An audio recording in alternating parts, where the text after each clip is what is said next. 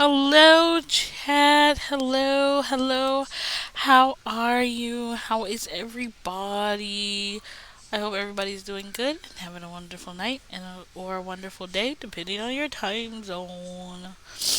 I am ready to do more lawyer game, and I forgot that I had an announcement last stream, and I didn't do it. So, for those of you who are here to hear this announcement, welcome.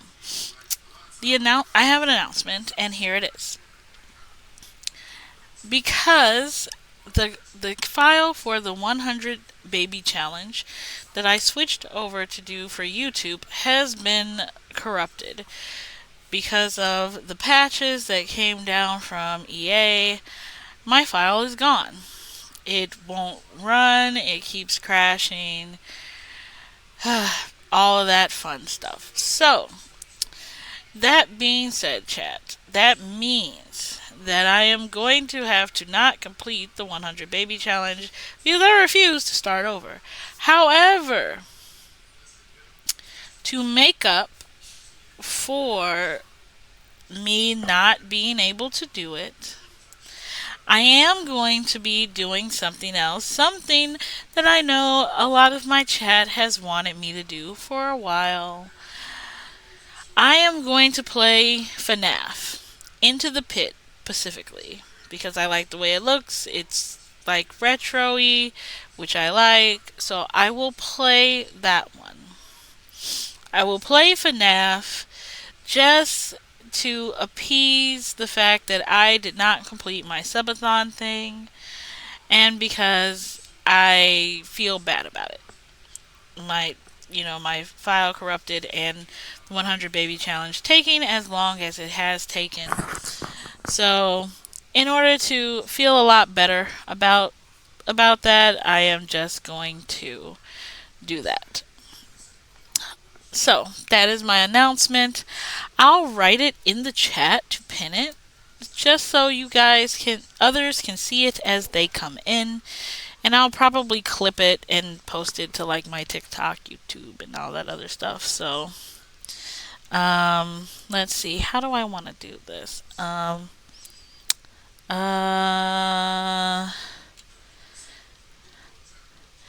In case you missed it, the 100 baby file is corrupt.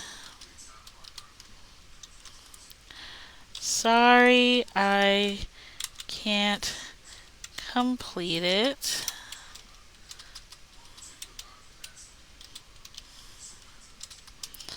Sorry, I can't complete it. I will be playing Into the Pit FNAF once done with this game. Enjoy. And I will post that and I will pin that message and it can stay there until the end of stream. Okay. Alright, so let's get ourselves set up for more lawyer game, chat. So, let's see. We need to close some things. We can't have all this stuff open anymore. Because I don't know if I've said it in chat, on stream or not. Yeah, your girl, she needs a new computer. My computer is not at all happy with me. I don't know why. Maybe it's because, Windows stopped doing their, updates for Windows 10. But apparently, my poor PC is not capable of running Windows 10. So that means I have no choice but to work on getting myself a new computer because, fuck me, I guess. So, I will be I'm doing my part. So I will be working on getting a new computer. I don't know how long it's gonna take me though, chat. It's gonna probably take me quite a bit of time. Hopefully, I can get it before something major happens. Knock on wood. But so that's. I told you about running Windows 4. Hi, Deb. So yeah, I'm gonna be working kind of hard in the background. So if you guys miss me and I don't get to stream as often, it's because your girl is working hard to get that new computer to stream with. Mm. Oh my god, I made myself such a good water. You've been busy. I'm busy. I'm a busy vampire. I work full time. I work full time. I work full time. I stream. I have a family to take care of. I'm a busy, busy lady. But I still try to come and make time for streams because streaming makes me happy. I'm not gonna lie to you. Work, I hate that place. I'm not gonna shy away from it. I hate that place. I hate going there all the days that I have to be there. This makes me happy. This brings me joy. This brings me fucking happiness. Like I would much rather stream for the rest of my days than have to go back into that place that I have labeled the plantation. Yes, yes I have. Yes, I've done that. Yeah. Um but yes, streaming brings me joy. I enjoy playing games. I enjoy interacting with chat. All that comes with it, even if it makes me more busy, I'm more happy to do this. Like, I've even started teaching myself video editing so I can edit my videos to put them on YouTube because that's a skill that I need to learn. So I am teaching myself how to do it because I want to learn because this brings me joy. How can I not want to improve myself for the thing that makes me the most happy? You know what I'm saying? So that's just a quick little inside of the VTuber here that wants to do things that make her happy, like most people. Where's that game at? Okay, do I have things closed? Nothing is open that doesn't need to be open because my computer doesn't like it anymore. Okay. Yes. Good. Yes. Good. We can switch screens. Oh my goodness. Okay, let's see here. We're gonna play more lawyer game. We're lawyers, chat. We are lawyers. Bum ba dum bum bum bum bum. We do the good thing. You know what I do need to do, chat? I need to make like a check-in button or something, because of the new thing that Twitch has started doing. I swear, I think Twitch just really doesn't like lurkers, right? Like some people just like to come and vibe and watch the streamer play the games, right? We just want to vibe here. However, Twitch is like, nah, you don't get to vibing. And if you're not like active in chat for so long, then they get rid of your view. It's like, come on, Twitch, give us our lurkers. Our lurkers and our chatters are important. How could you do this to us? It's because they don't like us, chat. Alright, who's ready to get back into the lawyer game? Let's go. Let's be lawyers. Alright. I'm not a voice actor. I wish we'd managed to find some clue as to what the speckled band might be. We didn't manage to investigate at all. And I imagine that we won't be able to for a while longer. We'll never get past that sailor guarding the door. He's clearly glaring at us as if to say, don't even think about it. Oh, wait a minute. What is it? Well, what happened to our great detective friend? Where'd he go? Oh yes, he completely disappeared. When did he do that? He slipped away as quietly as the wind, but not before ensuring these were securely back on my wrists.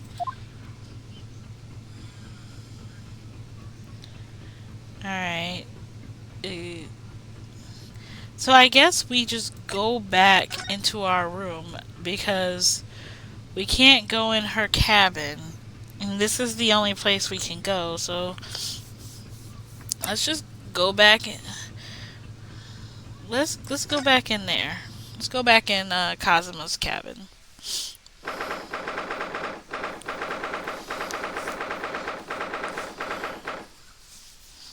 Alright.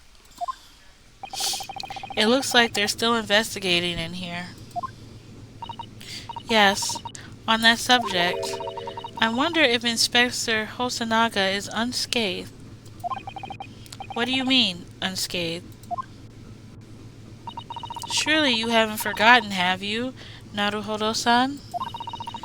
Don't you remember what he said about allowing you out of this cabin to investigate? He was going to talk to the captain about it. He said he'd lay his life on the line for you. Oh, yes. But I'm sure he was exaggerating. Let's see what he has to say for himself. He might have some new information for us. You never know. Is he in here?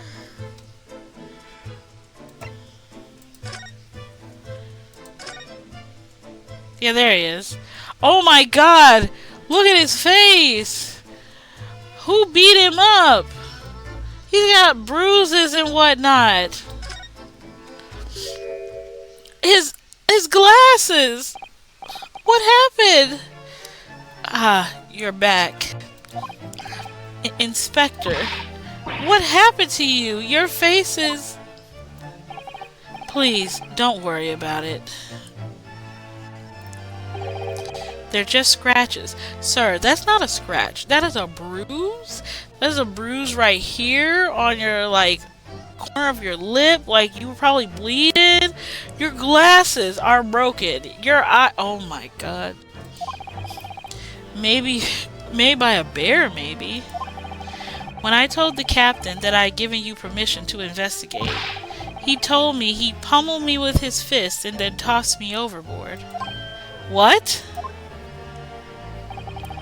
But the pummeling was over in a flash, and he must have decided against throwing me overboard. So it was nothing, really.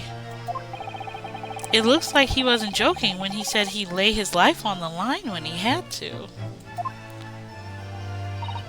Well, thanks to your efforts, we now know a little bit about our neighboring cabin. Yes, so I understand. Oh? I bumped into a man claiming to be a great detective a little while ago. I think his name was sounding something like Herlock Sholmes. I don't think he was German, though. Ah, that explains it. Shall we compare notes, then? We can tell you what we found out. Yes, let's do it.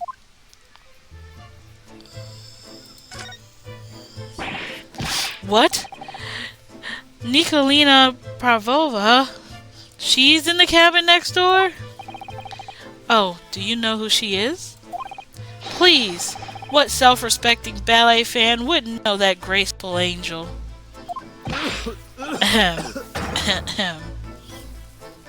He's bleeding. Good. Oops. I think I upset him there. Well, that tells us the neighboring cabin is unrelated to the case at least. Oh, how? Because angels don't go around committing crimes, do they? Oops, now I've definitely upset him. Inspector, has your investigation in here proved fruitful? If I'm honest, there's very little more I can do. Our duty is to make sure the scene isn't disturbed, ready to hand over to the Hong Kong police. So I'm just keeping watch here, trying not to take my eyes off the job. Oh, I see. Ah, there is one thing. I do have a small piece of new information for you. Oh, what? Yes, do tell us, Inspector, please.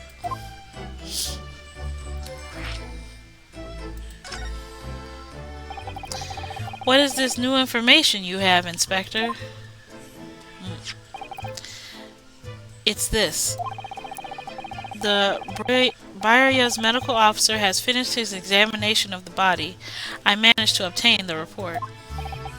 Oh, Kazuma's post-mortem report? Kazuma-sama. So, what was the cause of death? Damage to the cervical vertebrae is what is written in the report. His neck was broken? Yes, it would seem so. There was no obvious wounds or other signs of injury. So at first, I think they were considering poison. But it turns out they found no trace of poison in his system at all. Well, what weapon was used then? Nothing has been found as of yet, but the fact that there are no signs of a wound suggests it may have been a blunt object, something that wouldn't leave a mark. Oh, I see. All the body's nerves run through the spine to the brain. A strong enough impact to the neck could induce death. It is a possibility, and no obvious wound would be left. Poor Kazuma. I have a second copy of the report. If it might be useful, you are welcome to have it. Really? Are you sure? Yes, it is fine. I trust you. After all, if I didn't trust you, I'd never have agreed to you leaving this cabin in the first place, would I?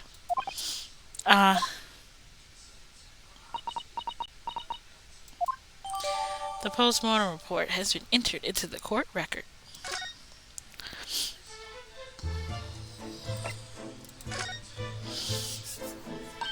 Oh, Mr. Sholmes was here, was he? Yes. He seemed to be enjoying himself a little too much as he crept about the floor investigating.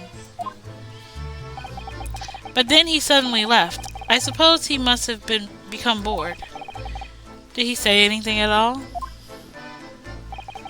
Actually, now you mention it, yes. Just one thing, but he practically shouted it.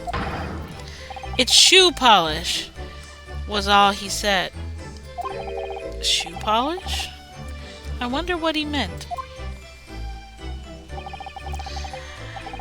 But it was when he was over there, by the broken piece of glass. Do you see?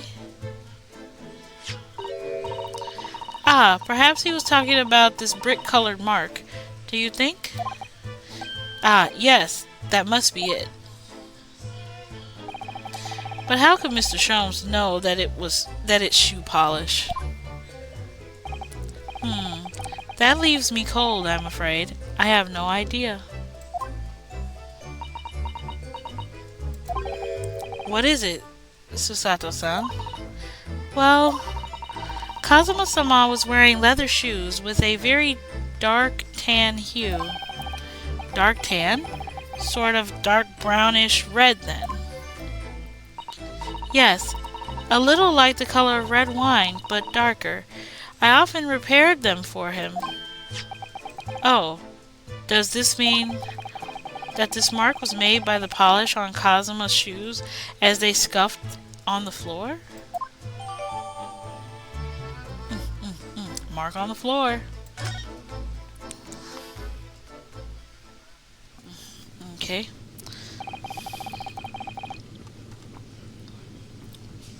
That's really all I can tell you at this stage. I should return to my post. My fellow crewmates' eyes are boring into the back of my head. Yes, that might be for the best. Thank you. Poor Inspector. You look exhausted. Oh, no. Well, I feel terrible that I failed to protect Asogi-san. He was my responsibility.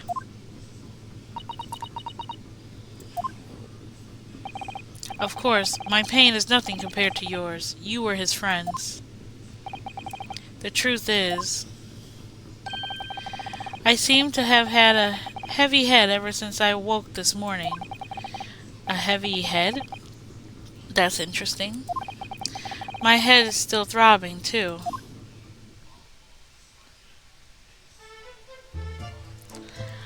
Alright, so I talked to him.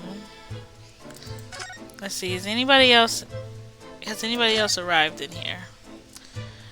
No. Did we get a chance to look at this knife? Okay, yeah. It's a sword. Alright. Yeah, we pretty much looked at everything in here.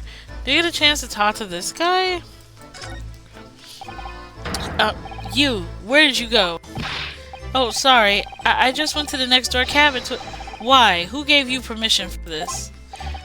Well, Inspector, I mean, Seaman Hosonaga did. That new Japanese, was it? Later, I will roll him into a ball and throw him in a coal room. Phew, he's gone back to guarding the door. I hope Inspector Hosonaga doesn't find himself in too much trouble on our account. He really gone out of his way to help us, hasn't he? When we get back to Japan, we'll have to take him for a steak at La Carnival. That could be a very long time from now, Naruhodo-san. Okay, so I hadn't gotten a chance to talk to him yet. The rules of passage for travel aboard the SS Buria. Passengers must not keep weapons or other dangerous objects in their cabins. Pets are also strictly forbidden. So by bringing her pet on board, Miss Pavlova has broken the rules. She called it her friend, didn't she? Yes, although we don't know what form this friend takes as yet. I'm almost certain whatever it is, it's inside the traveling case in her cabin. A friend. There's more to this than it seems, I think. Okay.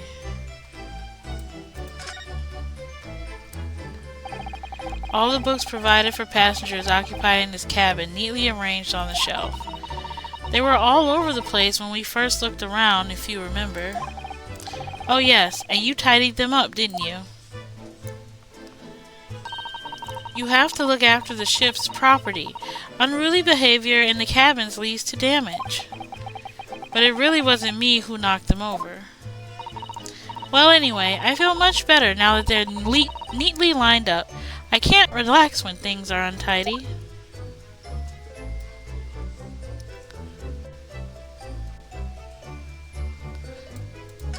Trying to see what we didn't look at in here. So it's clear that these letters were written with the ink that somehow spilt on the floor, and they spilled the Russian word for wardrobe. It does seem a bit ambiguous, pointer to you, Naruhodo-san, as you were sleeping in there. But to be truly unambiguous, it should have just spelled out my name, don't you think? Well, either way, one fact remains.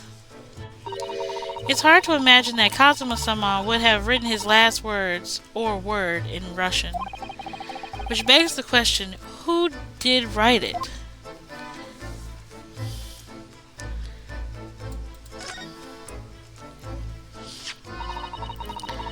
It really is such a beautiful color, this glass. It looks like whatever it was has broken clean in two, but the other half is nowhere to be seen. And then there's the brick-colored mark, which is shoe polish, according to the great detective you seem to know all about. I suppose it must be from Kazuma-sama's shoes. Maybe, but what I'd like to know is, how can the detective be so sure it's shoe polish and not something else? Because he's the great detective, of course. That's hardly a reason, is it?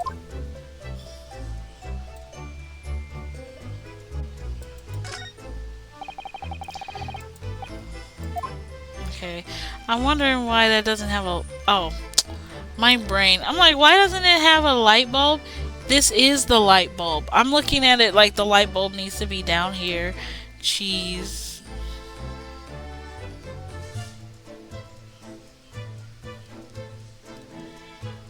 It's not like highlighted. Okay. Oops, that was an accident.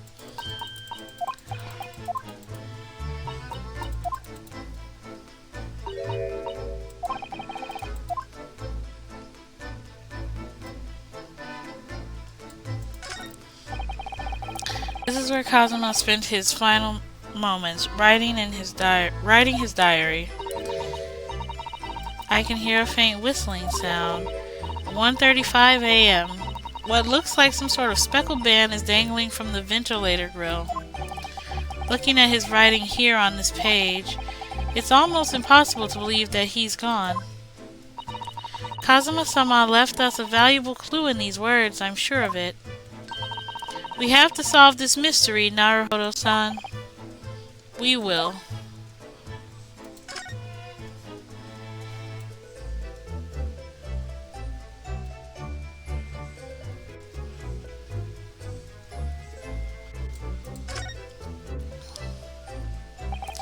So this ventilator joins to Miss Parvova's cabin. Yes, that's right. And just a few minutes before he died, Kazuma saw something emerging from it. The speckled band, as he described it. If only Miss Parvova had been able to shed some light on it, but she seemed as baffled as we are. Yes, I wonder if she's telling us everything, though. I'm not sure. I know most people aboard would say about the same about me, but there was something about that woman that didn't sit right with me. Okay, so now I think we've checked everything in here. Let's go back. Let's move. And let's try going back into the passageway.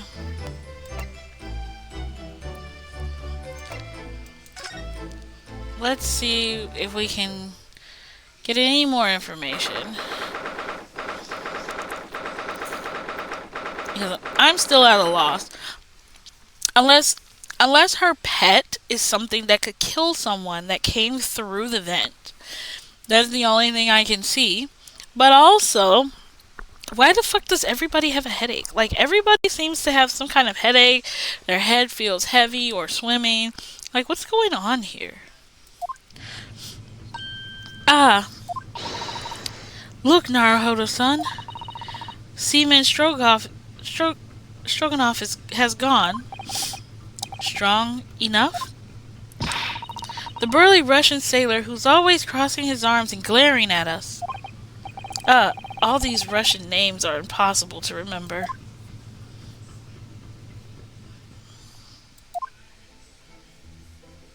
Tra-la-la?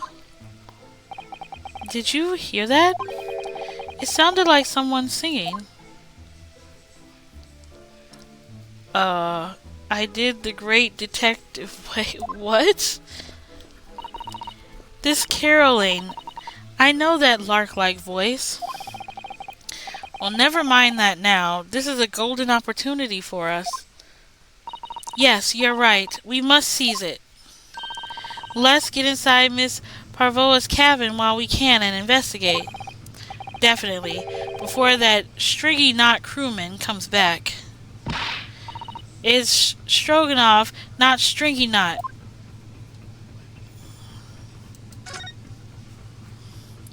Let's go, chat. Just get in there. It's open! Why is it open?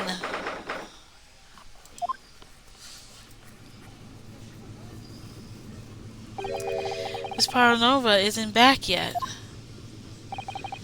Sato-san. Oh, where's she gone? Hey, what are you doing? Those are her private things. There's not a moment to waste, Naruhodo-san. We must investigate as quickly as we can. I suppose you're right. For Kazuma's sake.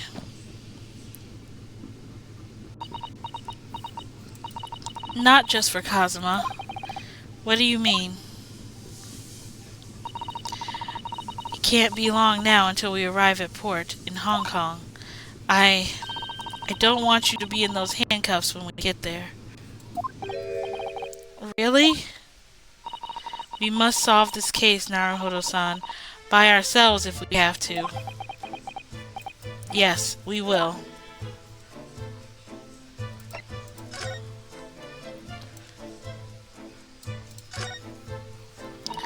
Naruhodo-san, are you there? Sorry, I'm right here, yes. Why? Oh, good. I thought you might have climbed into the wardrobe when I wasn't looking. There's no place like home. Believe me, I don't have some strange compulsion to jump inside of every wardrobe I see, you know. Well, anyway, I'm not sure anyone can fit inside of this one. It's full of beautiful outfits. I suppose they're all stage costumes. I was rather hoping we might find Miss Pavora's friend hiding in there, but no such luck.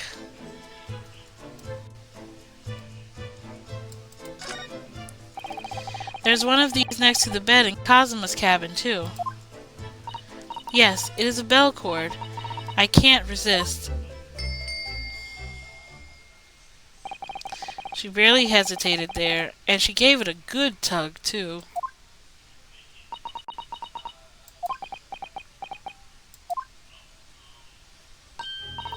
No, I didn't actually expect anyone to come. We don't want them to. We're trying to investigate in secret.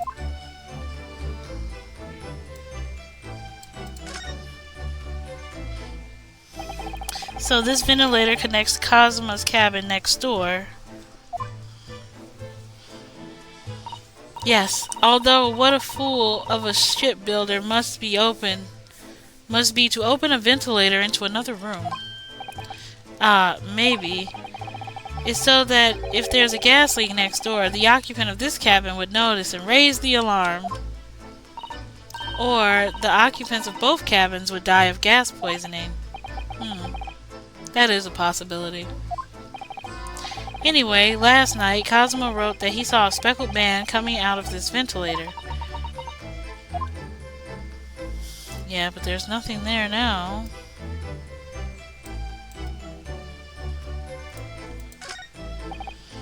Ah yes, they displayed this in the cabin too. Look, the rules of passage. Okay, yep. Pets are also strictly forbidden. I suppose Miss Parvova realized that she needed to keep the contents of her case a secret after she read this. Her special friend, I mean. I wonder where her special friend disappeared to now. He's probably having fun exploring the ship, I imagine. I just hope Seaman Stroganoff doesn't find it and throw it overboard. Oh, yes, so do I.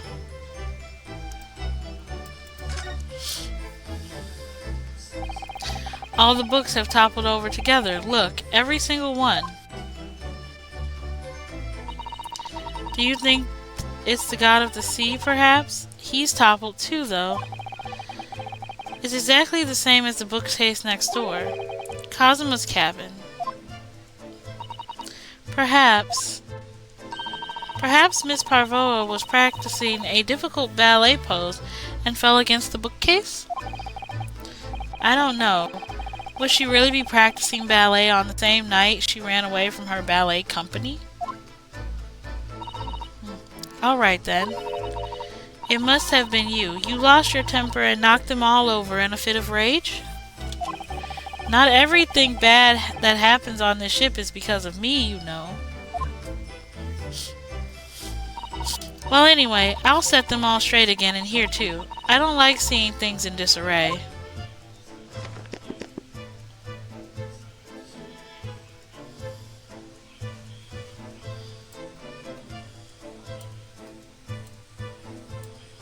Working our way across the room. Oh my, Miss Parvoa's case is open! It's completely empty inside, but according to the great detective's great deduction, she was hiding her special friend in there. Yes, a friend had to keep secret, because you're not allowed to bring animals on board the SS Buria.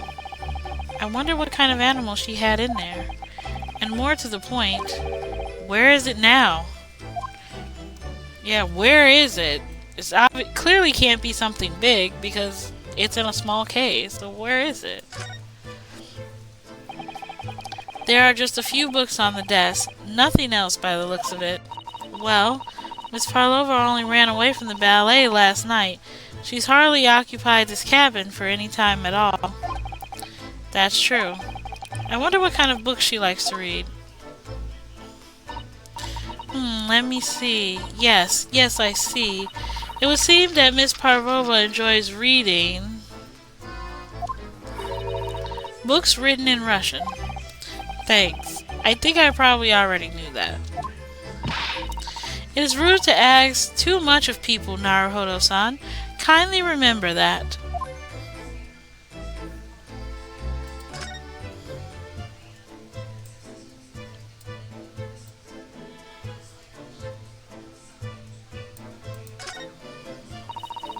I suppose every cabin has a waste paper basket. Shall we have a little look and see what's been thrown away? Naruhodo-san, it's poor etiquette to go shifting through someone's rubbish, you know. Ugh, those eyes. She's looking at me like I'm a piece of rubbish now. However, these are special circumstances, I think. Exactly, we have no choice. There's hardly anything in here at all. Oh, well, that's a little disappointing.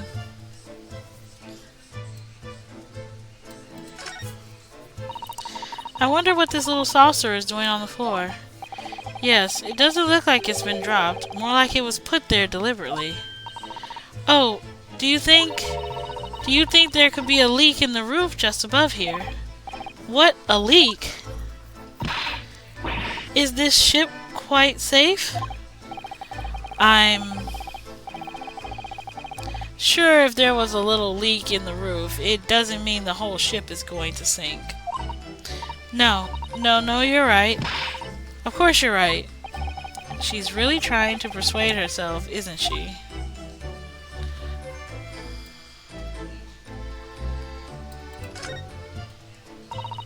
It would seem this teapot is empty. So, the natural conclusion is that the Russians are very thirsty people. Or, because Miss Parvoa only came into this cabin last night, she hasn't had a chance to make any tea yet? I mean, it could be either. Definitely, they are excessively thirsty. I lay 1,000 to 1 on it. You're rather obstinate, aren't you, Naruhodo-san? Okay, I think that's everything in this room. Like, I don't see anything else. That's everything. I checked all of that.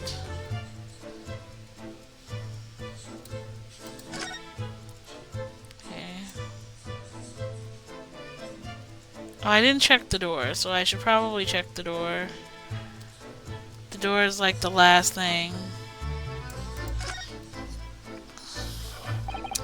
This cabin door has the same simple sort of bolted hatch that our cabin door has. And the bolts drawn across, there's no way anybody could enter the cabin from outside. Yes, it's not particularly heavy-duty bolt, is it? But still, it wouldn't slide across of its own accord, would it?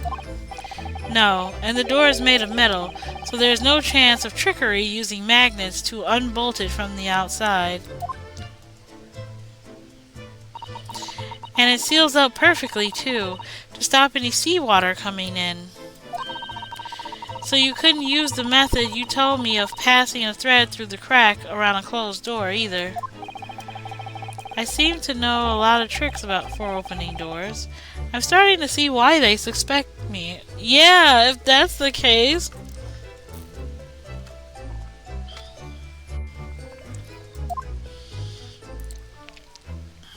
Okay. Well, I think I'm done looking around then. There's nothing else I can look at in here.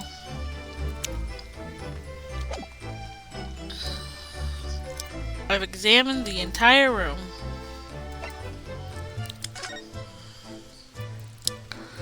So we went in her room, we checked everything we could.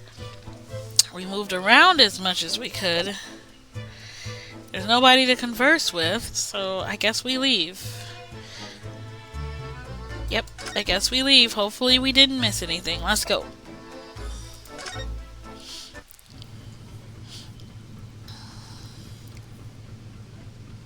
Is there nobody out here? Oh!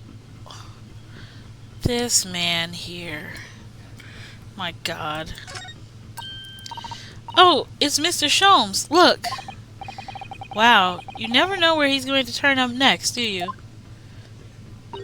He seems to be stealing a look at something as he sings to himself.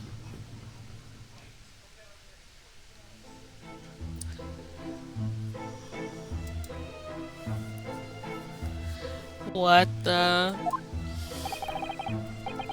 He's still singing. Do you think he hasn't noticed us? Or he's simply in extremely high spirits? Who knew when the yard bit off more than it could chew? And through it all, when there was doubt, it was lucky Herlock was about. Excuse me? I solved it all and stood tall. I did the great detective way. Mr. Sholmes. What is it? You want to fight? Honestly, interrupting a fellow when he's singing. I was just about to reach the climactic finish. Sorry, I thought you were never going to stop, so I figured now is a good time as any. I nearly dropped you to the floor with one of my famous right hooks. Alright, I get the picture. Now could you put those fists away?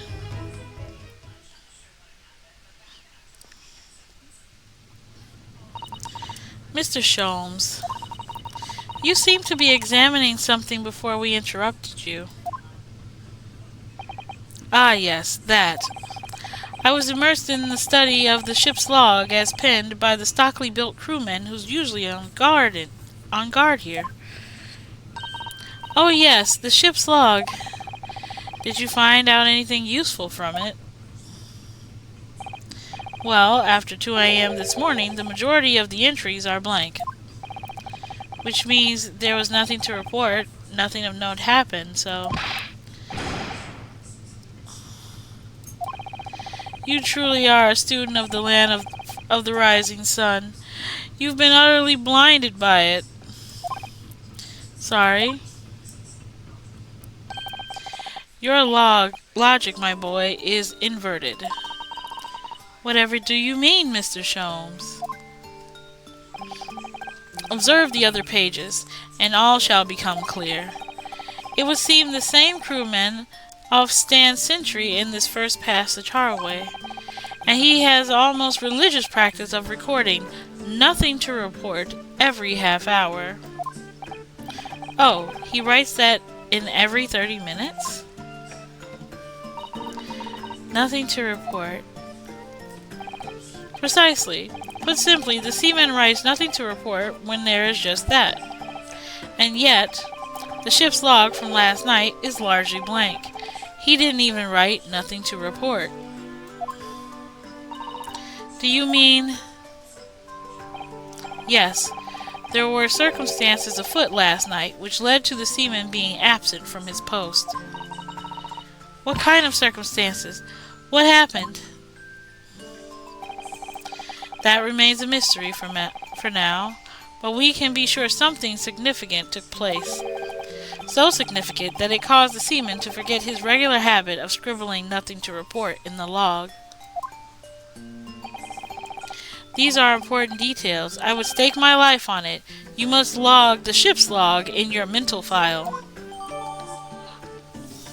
In my mental file, I have it.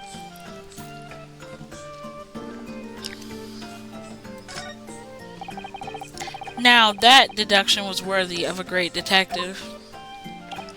Ah, you're starting to understand what my way is, I see. What Sholmes' brilliance. Oh my god. It's terrible. Ouch. Ouch. What is it? Are you hurt? Oh, don't worry yourself. It seems to be afflicting with a throbbing head this morning for some reason. Nothing more. Huh? Well, my friends, until our next encounter. He's still singing to himself. I can hear it as he wanders off down the passageway. Is something wrong, Susato-san? You seem lost in thought. It's just... Well, I feel the same. Sorry. Ever since I woke up this morning, I've had something of a headache. Sort of continuous throbbing. Oh, you too?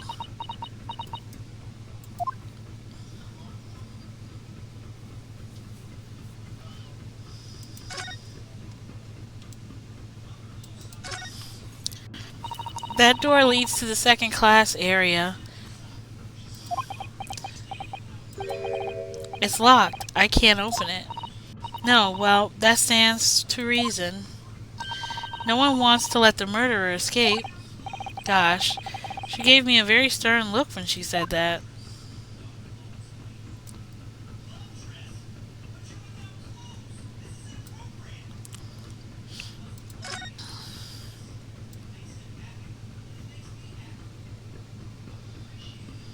Okay, so we've looked around. Okay, so let's go back. I wonder if we go in her room now, will something change? Let's go check in there again. Oh! What's that? Uh-oh, what's happening? Shut down the engines immediately. Vessel sighted a quarter-mile for. Full stop. Hard to starboard. All hands. Brace for impact. Oh no, are we about to crash? What the? I think we're about to crash into another ship. What? Oh, I can't stand. Sato-san, hold on to me. Oh snap. Oh snap. Sato-san, are you alright? Are you injured at all? I think I'm fine. Thank you, Naruhodo-san.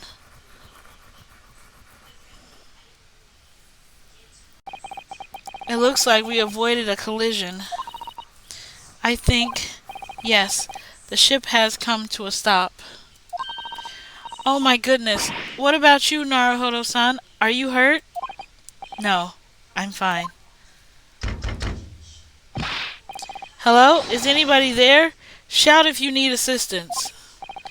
Oh, that sounds like Inspector Hosonaga. Is that you in there, Naruhodo-san? Unbolt the door, quickly. What? The bolt? Look at that. The door's bolted. Do you think... Did you do that, Sato-san? No, I didn't touch it. Hi, Weasel. Welcome in. You would say ahoy and we're on a ship. How are you, Weasel? How you doing? If you want a chance to make me cry from wholesomeness, now is the time. Me being wholesome? I don't know how to be wholesome.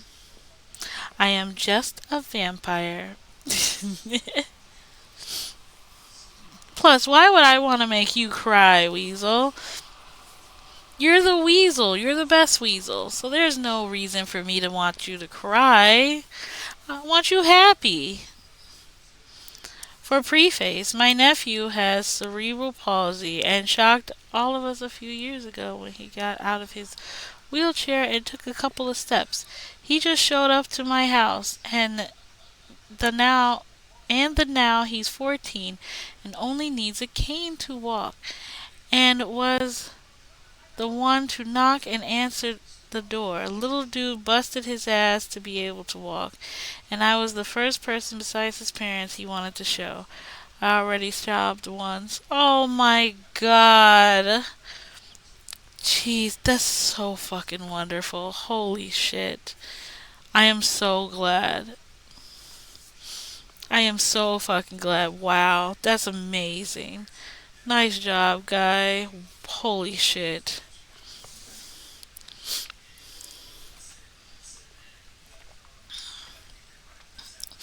You go, dude. You absolutely rock. Wow. Now that was good news of the day. That was amazing news. Thank you, Weasel. Thank you for the share.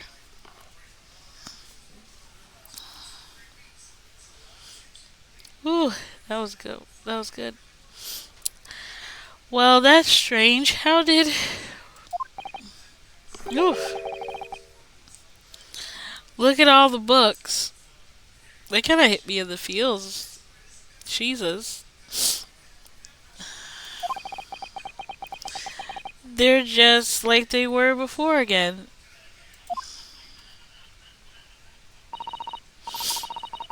Ugh. Now, Naruhodo-san, aren't you going to open the door and let the inspector in? Yeah, we're gonna let the inspector inside. Yeah, that's what we're gonna do. I better tidy this place up first. Our violent emergency stop has solved one mystery at least in a very vivid way. But I knew that what awaited us on the other side of the cabin door would not be pleasant. I hurried around tidying up the cabin with a new sense of foreboding in my heart. To be continued. Man, if I had only just kept going a little bit last stream, we would have got to this point. But no, last stream, I hit the to be continued. Oof. Alright.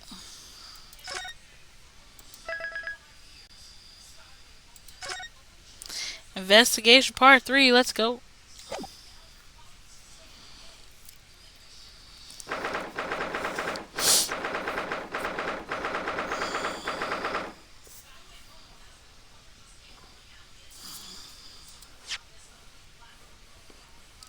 Huh?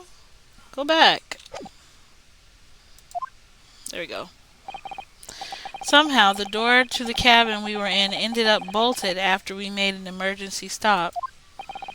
Sato-san took a deep breath, then gently slid back the bolt.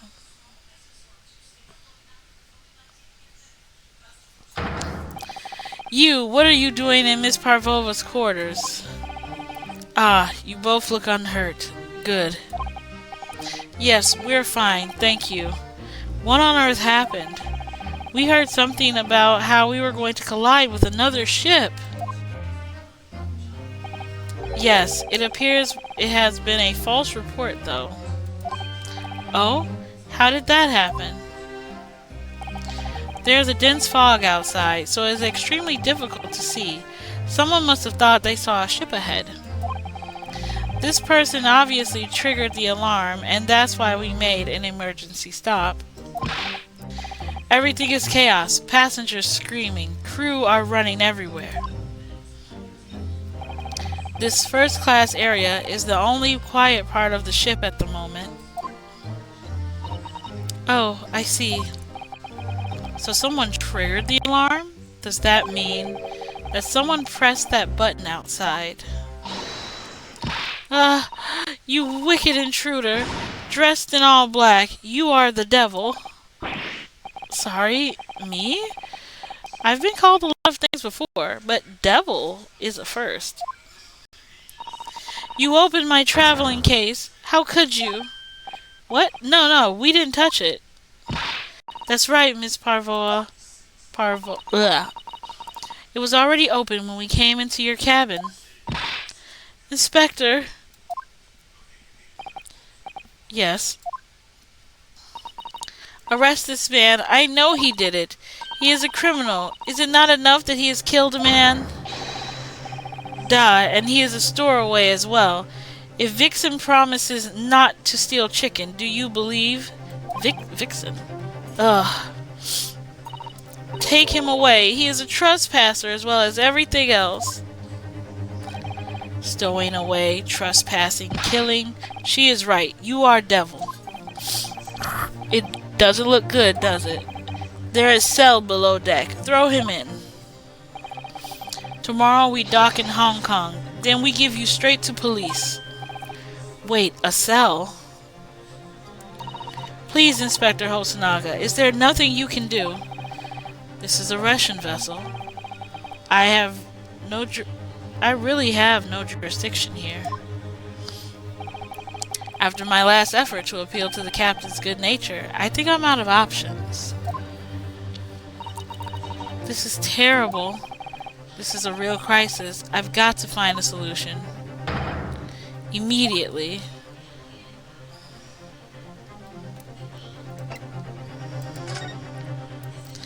She's probably looking for whatever was in here, but the question is, what is he doing over here? And why is he just hanging there like nobody have they not seen him hanging up there? Is everyone here blind or something? They don't see that grown man hanging off of a coat hook. Nobody has noticed him. What are you doing up there? And he's wearing a crown, of all things. Mr. Sholmes? Naturally, I was analyzing what a weight of 20,000 rubles feels like on one's head. Have I not told you that as a detective, it is my business to know what other people do not? This isn't mere tomfoolery, my boy. Oh, no. Well, why are you hanging from that hook before then?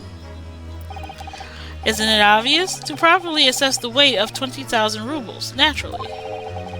I wish to determine if it would bend that conceited-looking hook on the wall, so full of brag and bounce. I never know whether to take this man seriously or not. You again, the great detective. Inspector, I confess I've been looking for you. I have something to report to you, most urgently. Well, you might try looking for me somewhere other than the hook on the wall next time. What is to report? Speak. An urgent report from the great detective can mean but one thing. Yes. The case of the curious murder that took place last night here on this vessel, the steamship Buria, has been solved by me, naturally. What? Really? Yes, I have eliminated all other possibilities. There are no other explanations exist. So, allow me to illuminate all of your minds. For I am about to reveal my great detective's greatly admired great deduction to the case. Oh Lord, here we go again. Ha, you have solved it. Even Hedgehog understands this case. We all knew who was responsible for killing Student Boy this morning, when we found criminal in wardrobe. It is this stowaway, and he has handcuffs to prove it. I didn't do it. The trouble is, there doesn't appear to be anyone else who could have killed the victim. Because, as everyone knows, the cabin door was bolted shut from the inside. That means the culprit must be someone who was inside the cabin. Yes, that is what is called a locked room mystery in detective stories. Locked room. That is point. The room was locked. Well, I can't deny that. There is no way the bolt could have drawn across from the outside of the cabin. You're all quite mistaken. The cabin next door is not a so-called locked room at all. What? Oh yes, there is another entrance. An entrance used last night by the culprit in order to gain access to the cabin despite the bolted door. What other entrance? We never discovered one. Why, it gaps open mouth at you even as we speak. The ventilator, man. The ventilator? You think this is funny? I can't even put my arm through that hole. That's because your arms are as thick as tree trunks. You're suggesting that the culprit entered and left the victim's cabin through that tiny opening. It's not possible. Ah, but it is. And last night, the victim even witnessed the murder in the act of passing through the ventilator.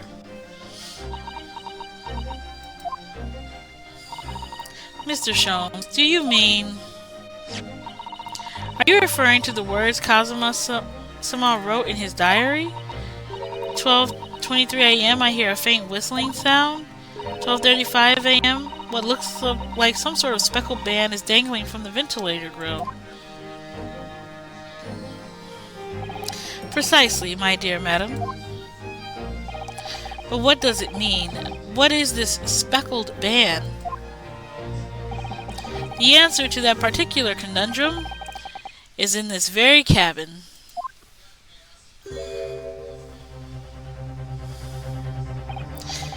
Mr. Sholmes, what are you doing?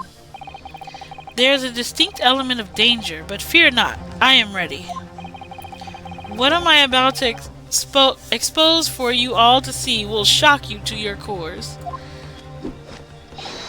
Behold! What? Why is everybody screaming? What is it? Ah, it's a fucking snake! No! Big snake, too! It's not even a little snake! How... Why is there a snake on ship? Allow me to introduce you all to the band. The speckled band. A snake? Indubitably.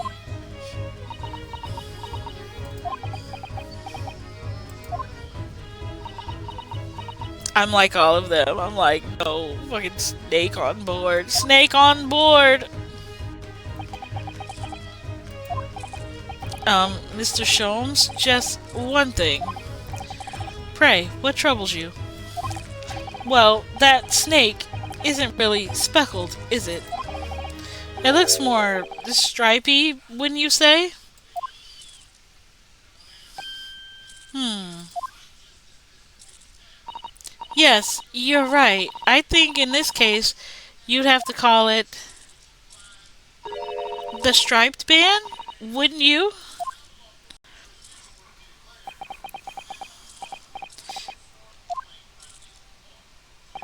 You both see and observe with dissertation. What? However, do you not think that it is precisely the trap in which the culprit wishes you to fall? Oh my goodness, really? It's a trap? How exactly? I think perhaps it is time I explain the intricacies of my train of thought. Are you ready, Miss Parvova? Parlova? I'm sorry for the young man who died. But that is all. His death has nothing to do with me. This whole thing is nothing to do with me. There are two conclusions I have drawn from the facts. Number one, last night your friend infiltrated the victim's cabin. And number two, that same friend was responsible for the victim losing his life. No. She turned as white as a bowl of rice again. Sholmes must be right. He hit the nail on the head. This young woman's friend killed Mr. Osogi.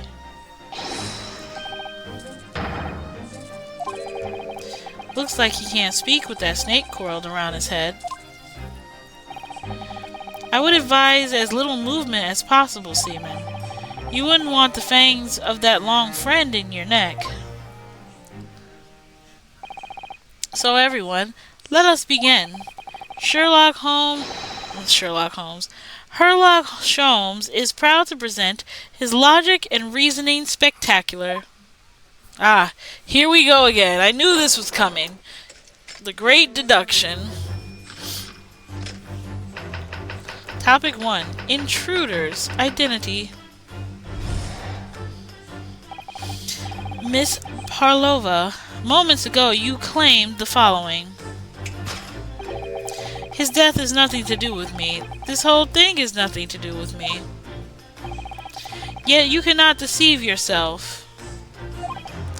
Yes, when you recall those horrid events, your aching heart smarts with pain. No, not aching heart. And it is that very pain that evidences your execrable link to the victim's death. So we ask, what was the nature of this intruder that stole into the victim's cabin on the pretentious night? Why, naturally, it was the friend with which you boarded this vessel, was it not? Ah, as I expected, another telltale glance. Without a doubt, your friend is the writhing serpent we see before us. No? And yet, that fact leaves us in a quandary. The victim's written observations on the night present tell of a speckled band, whereas, regrettably, this specimen's markings do not fit the description in any way. What explanation can we then give? What was the... Okay, stop, hold on.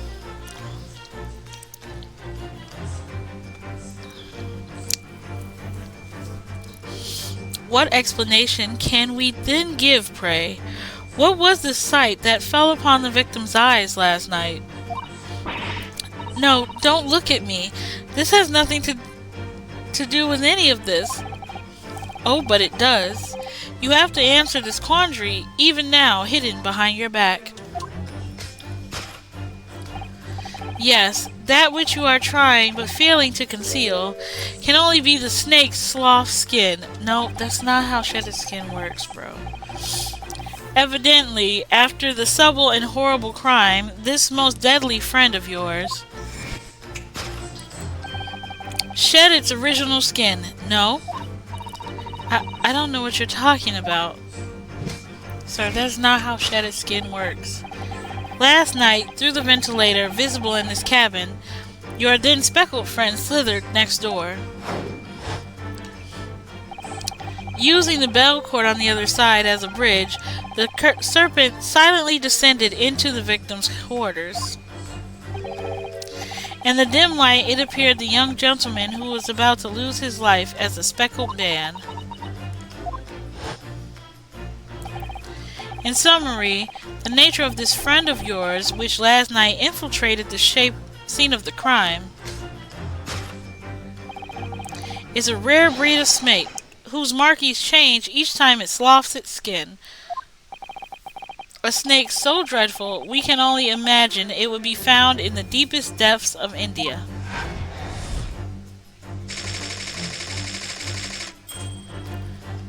Okay, let's go on to topic 2.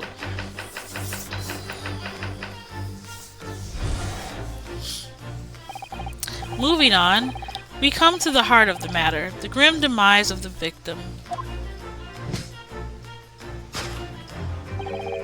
How did this young man lose his life, and why?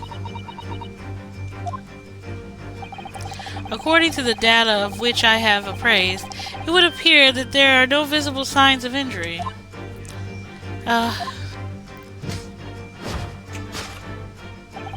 In fact, the circumstances of the victim's death can only be explained by a terrible venom. Now, if we take that as fact, we can reasonably imagine that there remains evidence to affirm at the scene of the crime. Oh no, could there be? Yes, an examination of the deceased's body will prove the cause of death conclusively. And almost, but not quite, imperceptible puncture wounds left by the venomous fangs will seal the truth. Yes, the vestiges of the snake bite delivered by your terrifying friend. This makes no sense. There is no point in feigning ignorance, Miss Parlova. After the incident, you endeavored to hide everything, didn't you? But now your involuntary glass betrays the hiding place you chose.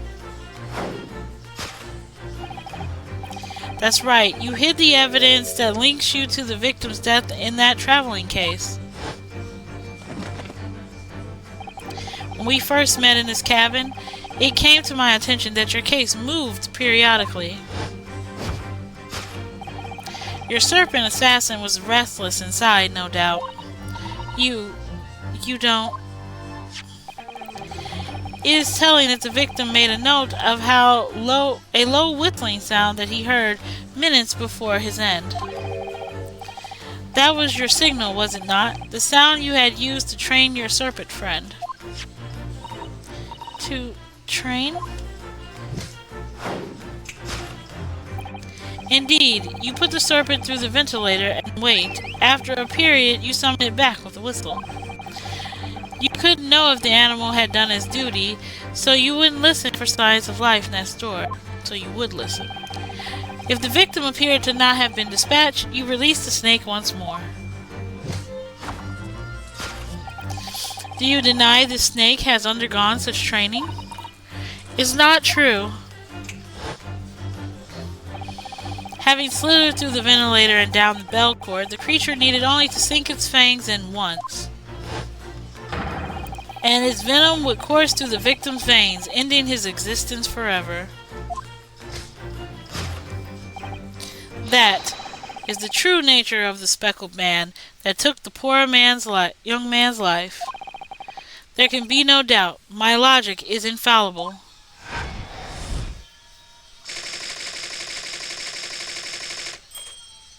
Jeez, this man knows nothing.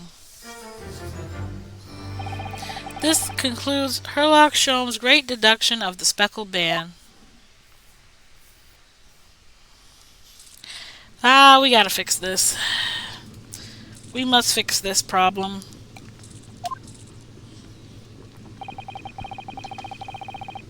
Miss Pavlova has trained her pet snake as a killing machine. There, on the floor, you will observe the saucer of milk. The promise of food is the key to training any creature. Incredible. You've solved the mystery. Amazing. Your great deduction really lives up to its name. I see why Herlock Sholmes has become such a household name. My dear man, it was nothing remarkable, as the Russians say. I could have done it with one left hand. So not right. Could I venture an opinion, Mr. Sholmes? But of course. What's on your mind? It's just about your deductions before. Some things don't quite make sense to me. I welcome questions as to my method, and will answer both loudly and proudly. Oh? Well, good. First of all, snakes are egg-laying creatures, part of the reptile family. You are well informed, madam. And reptiles, don't drink milk. Ah. It really is only mammals that like to drink milk, you see. So, I'm not sure it would be possible to train a snake using milk as a reward. No matter. No doubt Miss Parlova used some other treat to encourage her pet to do her bidding. Milk was merely an example. The logic holds. Well, there is something else. Snakes have no ears. Ah. Yes, so I'm not sure it would really be possible to signal to a snake by whistling. But madam, what of the tales of... Lord, I'm gonna say it wrong, and I know exactly what I'm looking at. Have you not heard of the snakes that dance to the sounds of the flute? I think perhaps the performers play their music in time with the snake's natural movements. Oh, I see. No hands, no feet, no ears? These creatures are so inept as to be practically useless. Don't take it out on the snakes, Mr. Sholmes. There's one other thing. You have more? Snakes use the scales on their bellies to propel themselves. So, I'm not really sure that a snake could manage to climb up a flat bell cord like the ones in these cabins. Then it should try harder. Please, don't be angry with me, Mr. Sholmes. The point is, even if the snake had gone through the ventilator in the next door cabin, it couldn't have come back without help. What I'm trying to say is that there can be a number of reasons why it is difficult to imagine a snake could have had a part in this. Oh no. Look at how sad he looks.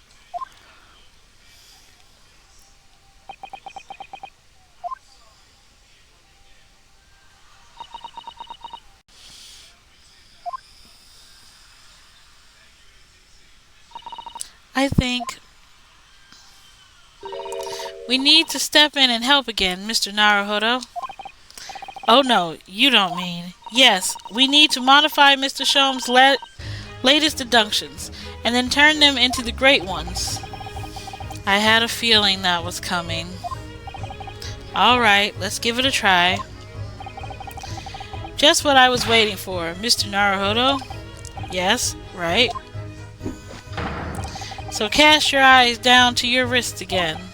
What? done it again! Your handcuffs are gone! Where did they go? Fear not, I shall see they are restored after our work is done.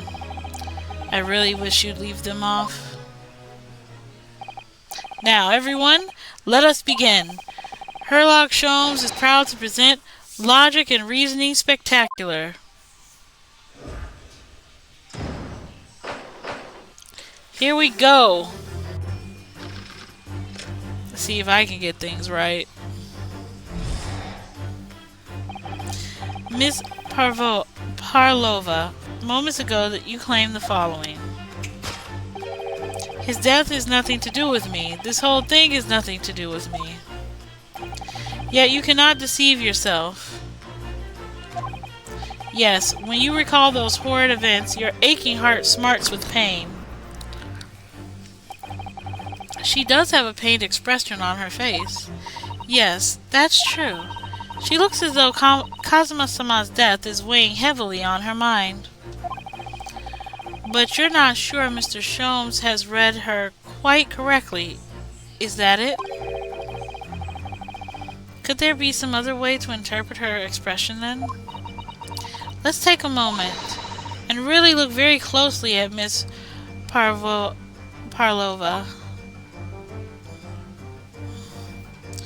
What else is causing her pain? This must be her hand. Oh! A claw scratch! Oh! Naruhodo-san, look! It looks like a very painful wound. And it looks like a scratch made by some kind of small animal. And fairly recently, too. Well, whatever scratched her doesn't appear to be around here.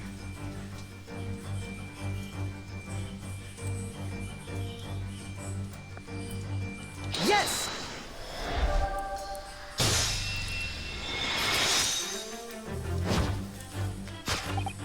Yes, when you recall those horrid events, that claw scratch smarts with pain.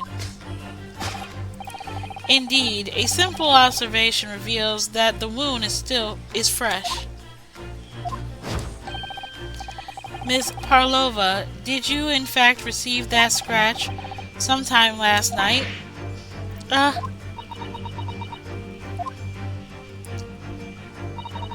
When I think about the young man who died next door, I feel so sad. And when I am sad, the pain from this wound is worse. And it is that very pain that evidences your inexcredible link to the victim's death. So we ask, what was the nature of this murder that stole into the victim's cabin on that pretentious night? Why, naturally, it was the friend with which you boarded the vessel, was it not? Ah, as I suspected, another telltale glance. Without a doubt, your friend is the writhing serpent we see before us. No. It seems like the scratch mark on the back of Miss Parlova's hand was made by this friend of hers, doesn't it? Except, snakes don't have claws, do they? No, they do not. They do not even have hands or feet on which claws might grow. Well then, if that snake isn't her pet, what is? What is the true identity of this friend of hers? We should follow her gaze, Naruhodo-san. That is where we'll find the answer.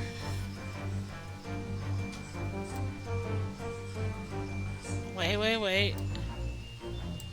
It's a picture right here.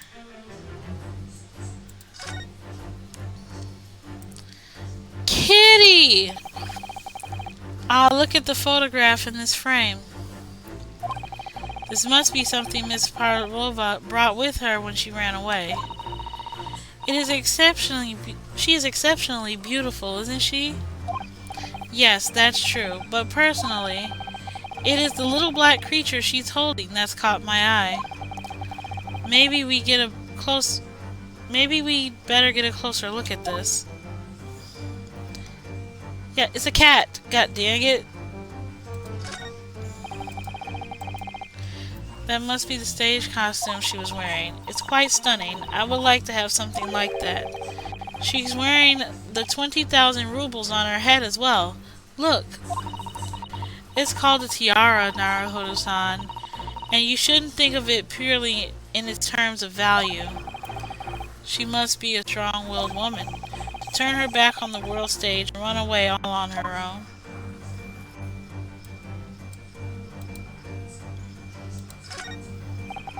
Look at the little cat Miss Parlova is cuddling here.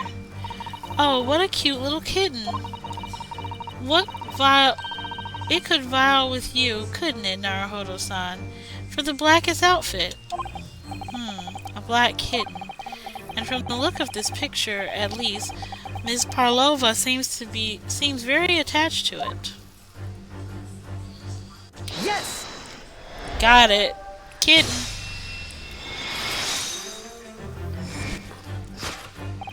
Without a doubt, your friend is the little kitten we see before us. Yes, the scratch on the back of your hand makes that abundantly clear. Oh no. The whereabouts of this black kitten isn't clear. But what is clear is that you brought the animal with you when you ran away, didn't you?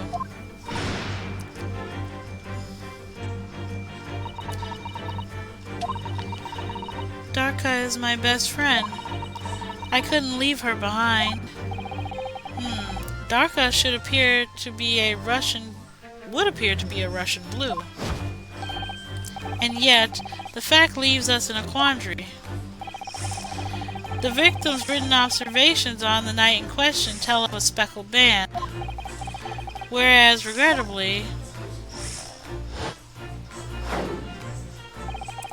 the specimen's markings do not fit that description in any way.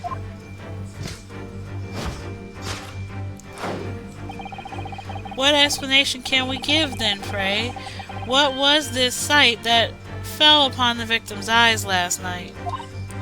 No, don't look at me. This has nothing to do with any of this. Oh, but it does. You have to answer this quandary even now, hidden behind your back. Yes, that which you are trying but failing to conceal can only be the snake's sloth skin. Did you see that? She just took something out of her pocket and hid it behind her back. If she just left it in her pocket, no one would have ever known. Oh yes, ploys like that are Mr. Shom's specialty. He's ever so cleverly forced her to reveal something. I thought the deduction was his specialty. Or maybe making me believe that was a ploy too. Anyway, I find it hard to believe that that's the skin of a snake. In which case, just what is Miss Parlova hiding behind her back?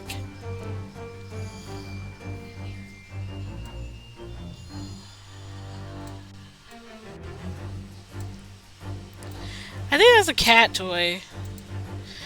That looks like a cat toy. Well, it is speckled and it's a band, but what is it?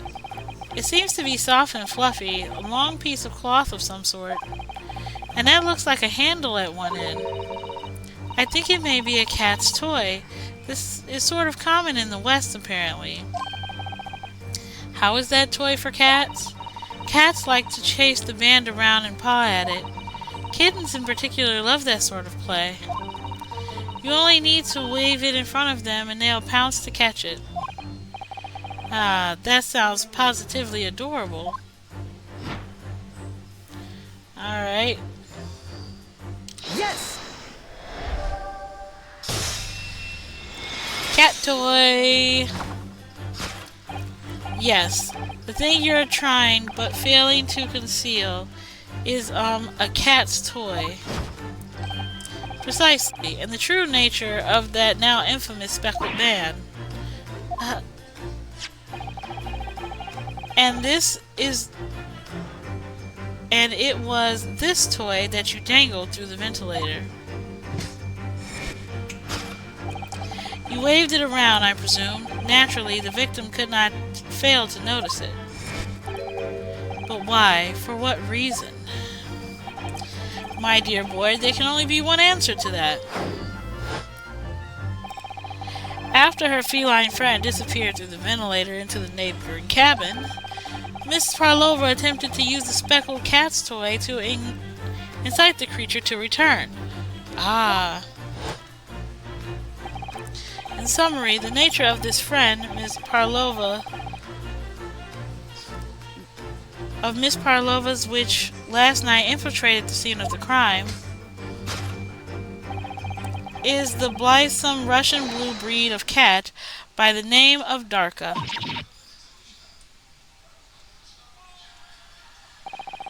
A truly troublesome feline young Darka is proving to be. She must be caged once found. You will forgive us for borrowing the photograph of your pet, Miss Parlova.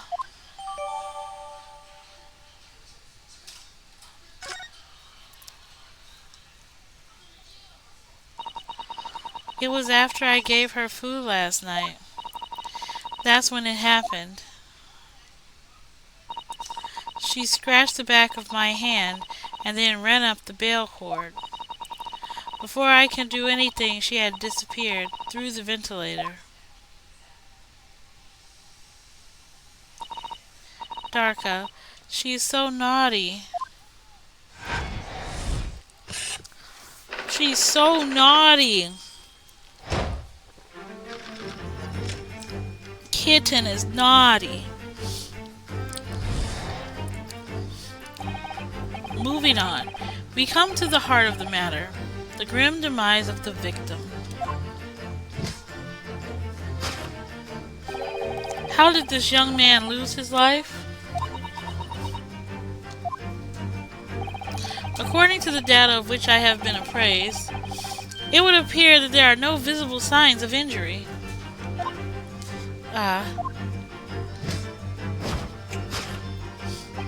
In fact, the circumstances of the victim's death can only be explained by a terrible venom. No. What Mr. Sholmes says is true. There were no signs of a wound anywhere on Kazuma's body. That's right.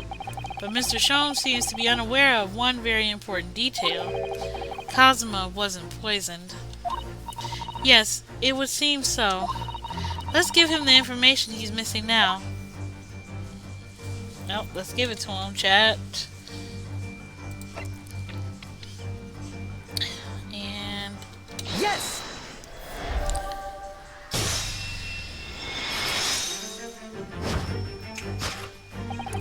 In fact, the circumstances of the victim's deaths can only be explained by the post-mortem report.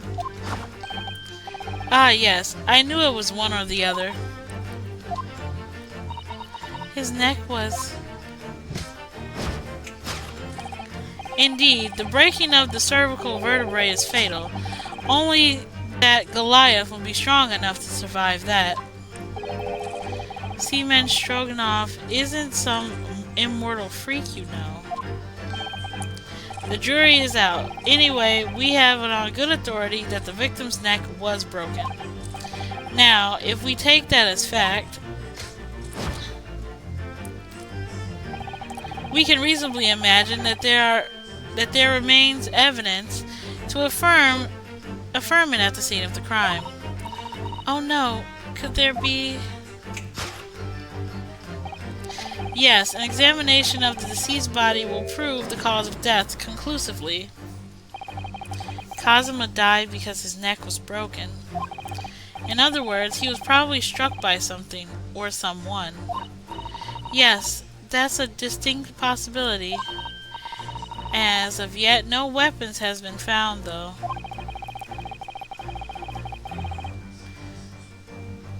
Presumably, Darka didn't silently creep up behind Kazuma and deal him a final blow. I suppose. It's possible that he had a fall and hit the ground awkwardly. It could have been a terrible act of misfortune that he broke his neck completely by accident. Oh yes, a bad fall could explain it. But rather, it's hard to believe that Kazuma-sama, though. He wasn't a clumsy man.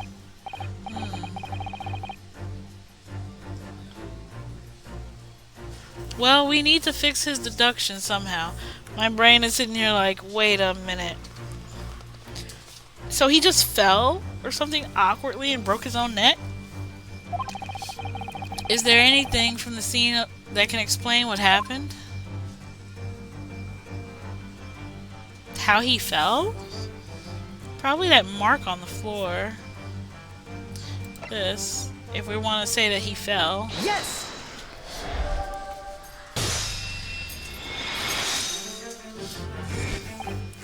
Yes, an examination of the mark on the floor will prove the cause of death conclusively. This particular mark, so prominently visible next to the victim's body, is a deposit of shoe polish. Excuse me.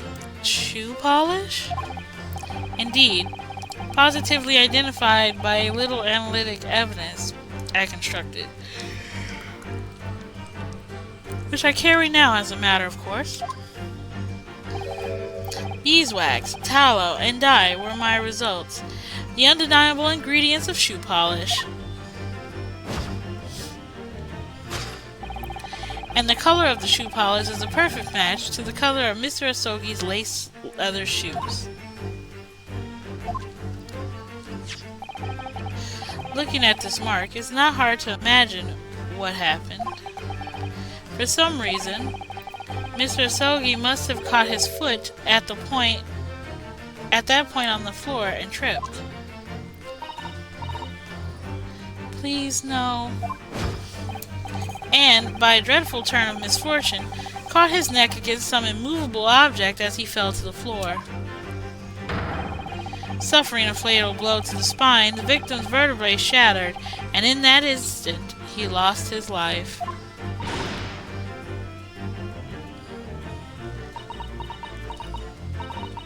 I don't know. I don't know anything about this. Is that really true, Miss Parlova?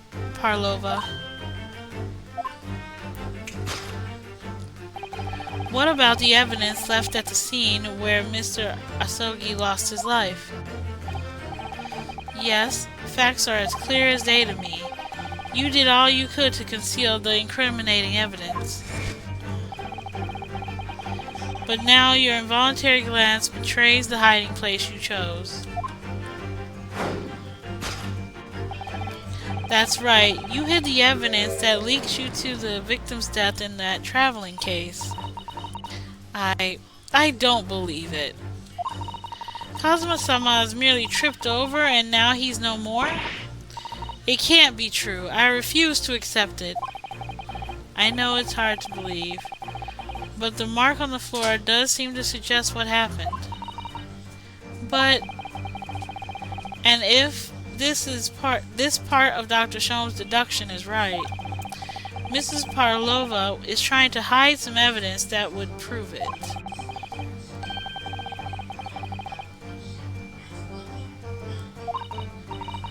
Where, I wonder? Let's have a good look around. The answer must be here somewhere. What has she been trying to hide? Oh yeah, the crown that he was just like wearing. The tiara. Yes!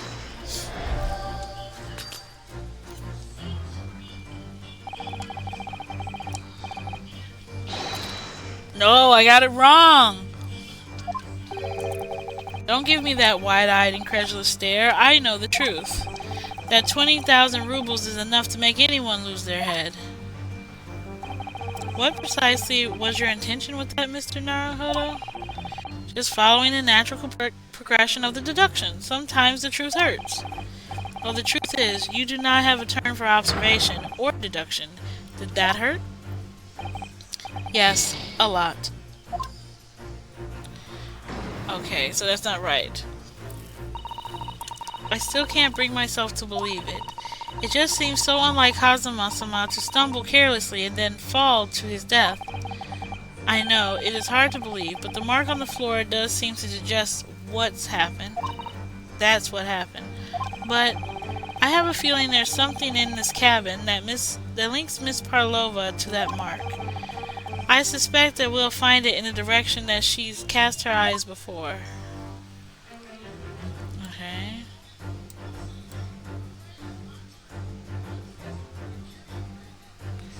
But I don't see anything. Unless it's this bottle of wine. Is it the wine?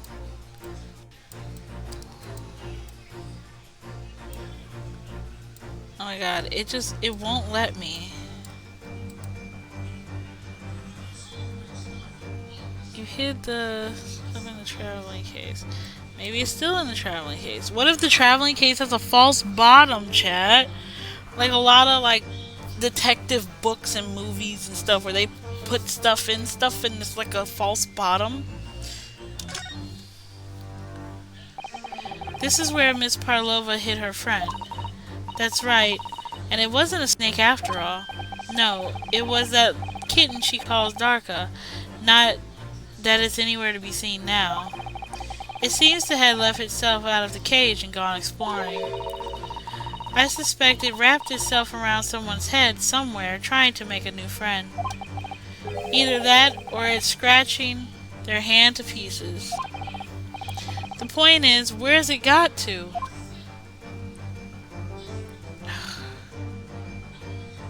It's gotta be in here, like...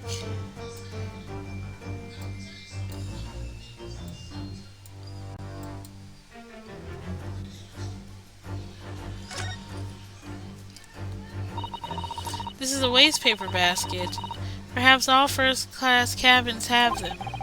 But Miss Parlova was only started occupying this cabin late last night. Presumably there is not much rubbish in there yet. Is the other half of the cup? Oh, what's that? A broken piece of glass, is it? Yes, it is. And I feel like I've seen it somewhere before. If it looks familiar, perhaps it's more than your mind simply playing tricks on you.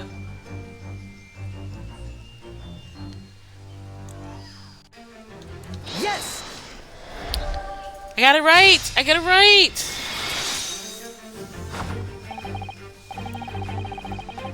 That's right. You hid the evidence that leads you to the victim's death in that waste paper basket. Here we have a fragment of some intricate glass object.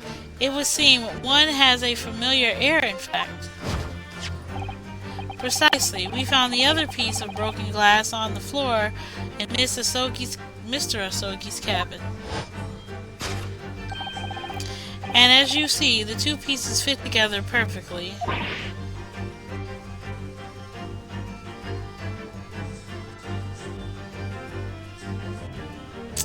Oh no. I'm thinking real hard. Oh my god, chat, hold on. I need air. It's so hot in this goddamn room. I'm burning in here. Okay. If there was just more of a breeze coming through, I wouldn't feel like I'm dying in here. Oof. Okay. Ms. Parlova, shall we consider what this tells us? Why would it be that part of this glass object, which was evidently broken at the scene of the victim's death, should be found in the waste paper basket in your cabin?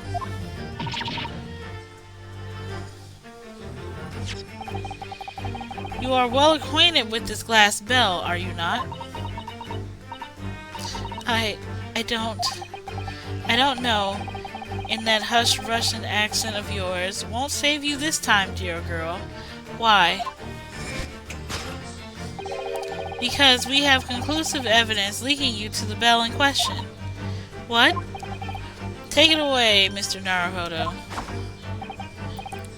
Yes. The evidence linking Miss Parlova and this little glass bell would be this photo, because that cat has like a giant bell on. Yes! If you look at this photograph, you can clearly see, hanging from Darka's collar, the very glass bell in question. I... The truth has caught up with you, Miss Parlova. The young man who lost his life last night did so after a truly inauspicious fall. Inauspicious fall. And the cause of that fateful stumble?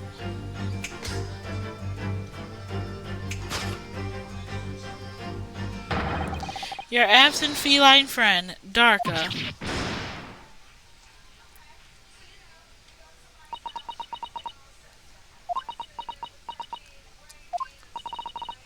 I couldn't I couldn't tell anyone.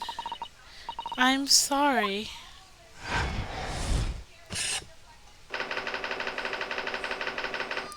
Death by tripping over a cat. Oh my god.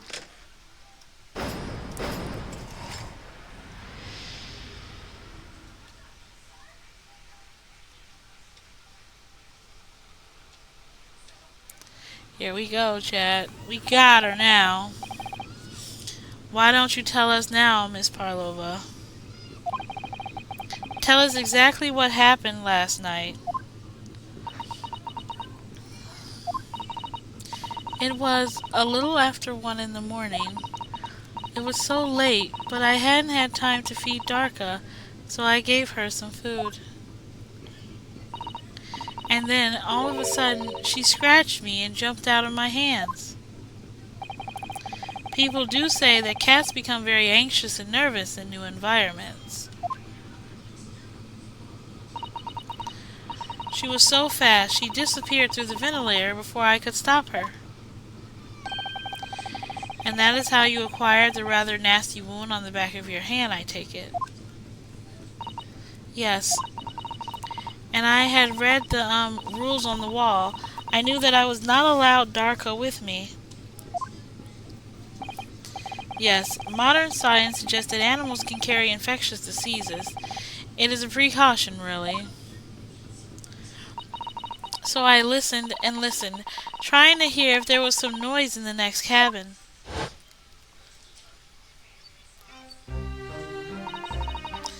It was very quiet. I was sure if someone was there, he must be sleeping. So at that point, you thought to safely try to lure the kitten back again. By dangling the end of the toy through the ventilator into the adjoining cabin. Dark always loved this toy, but it didn't work. Nothing worked. I tried using her favorite toy.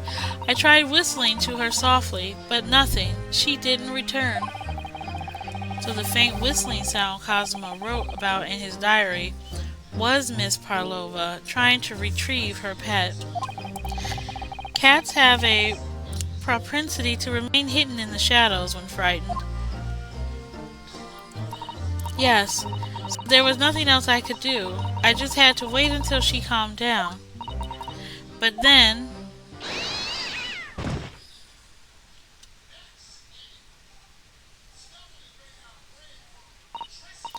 I nearly passed out with shock.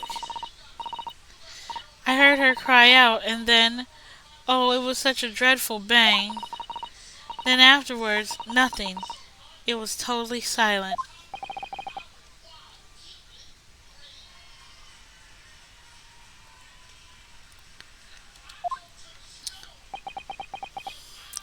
Hi, Bun Bun. How was your hockey game?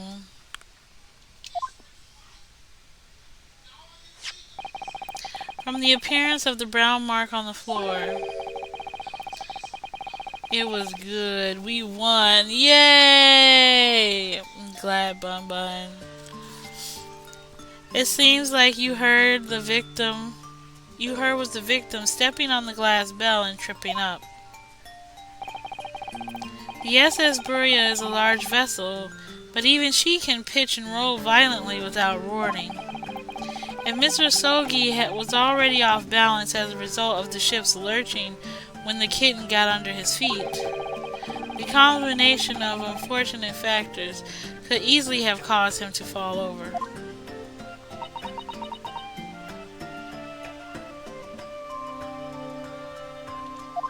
everybody's so shocked. But what became of the kitten afterwards?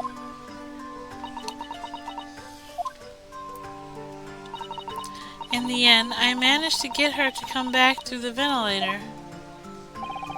And yet Darka is nowhere to be seen. I must have forgotten to lock my case. And now she's disappeared again.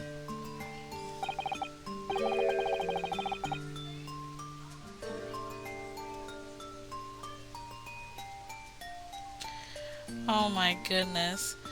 Gracious, that cat is as insufferably restless as I am. It's so hot. Well, he knows something about himself at least. Oh, I need something to fan myself with. Oh, this will do. When I woke this morning, I heard that the young man in the cabin next to mine had died. I couldn't bring myself to tell anyone what had happened. I was too scared. Scared that they would send me back. Oh, hold on a minute. What about the snake? You're right. Where is it? If the snake isn't your friend, Miss Parlova, then whose is it and where did it come from? What on earth is such a dangerous creature doing on board this ship? Oh, I didn't say? Snake is my friend. His name is Pirozoko. Huh? What? What? That snake belongs to you? He escaped from cage when the emergency alarm sounded. I did not expect to find him in here. Yes, how did that snake get into this cabin? But animals are not permitted on board. Ha! We are at sea for 1 year. You want to be so long without close friend, without someone who understands. Couldn't you find someone a little more human who understands you better? But my dear burly fellow, a gargantuan venomous snake, surely you can appreciate the danger you're putting everyone in. No venom. Porozoko does not have venom. He is harmless, very long, but very gentle. He is adorable, like Granny. It's venomless? Yes. Now he is hungry, so he is in bad mood. But once I feed him, you will see big smile.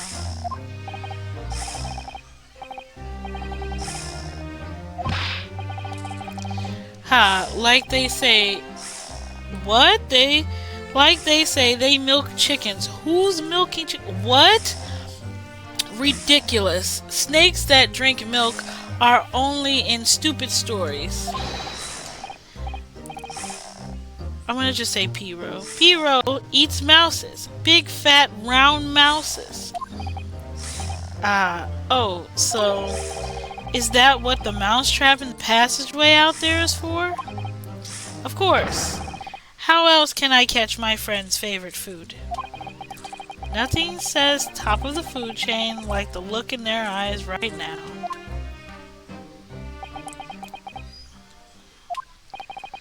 It refuses to drink milk. It can't hear a whistle. It can't climb a bell cord.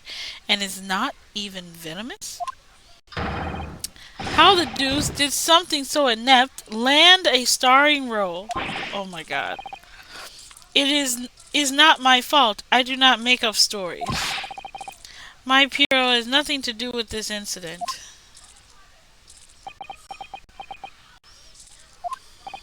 So that's what happened? That's the truth behind my best friend's tragic death?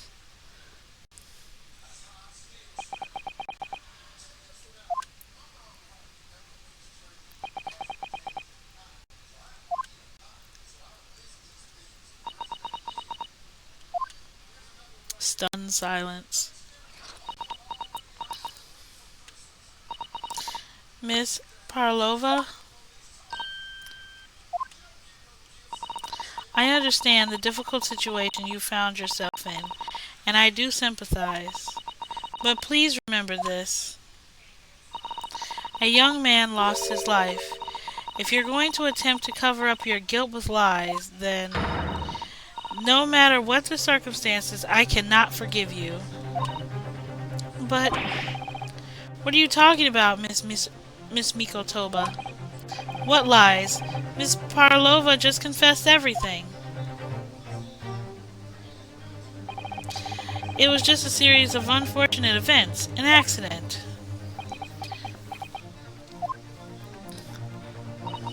I am no great detective, like Mr. Sholmes. I do not have a gift of knowing the truth. But even I can see that was not the truth. Don't you agree, Mr. Naruhodo? To be perfectly honest, yes. There is a discrepancy in Miss Parlova's story, I'm sure of it. I just can't quite put my finger on it.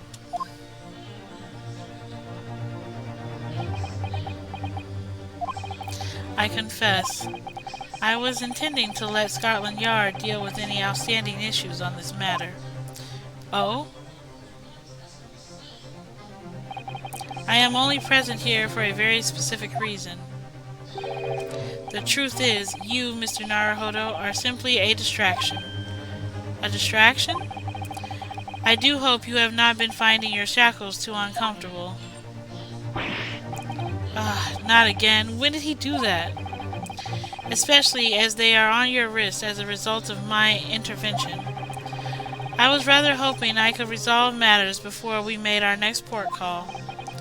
You were Mr. Sholmes. Yes, but I overlooked one important detail.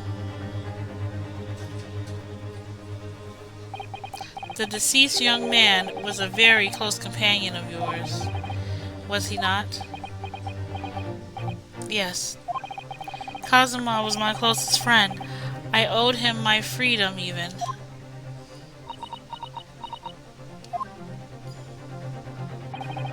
In that case, we must follow this to its conclusion. No further distractions. You must uncover the real truth here, Mr. Naruhodo. Yes, whatever that may be. The key to this is the discrepancy in Miss Parlova's story, I'm sure. If I can chase that down, maybe the truth will become clear. The truth about how you really died, about how that scene in your cabin really came to be. Alright, I'll see what I can do. Excellent. Thank you, Mr. Naruhodo. So then, shall we begin? Yes.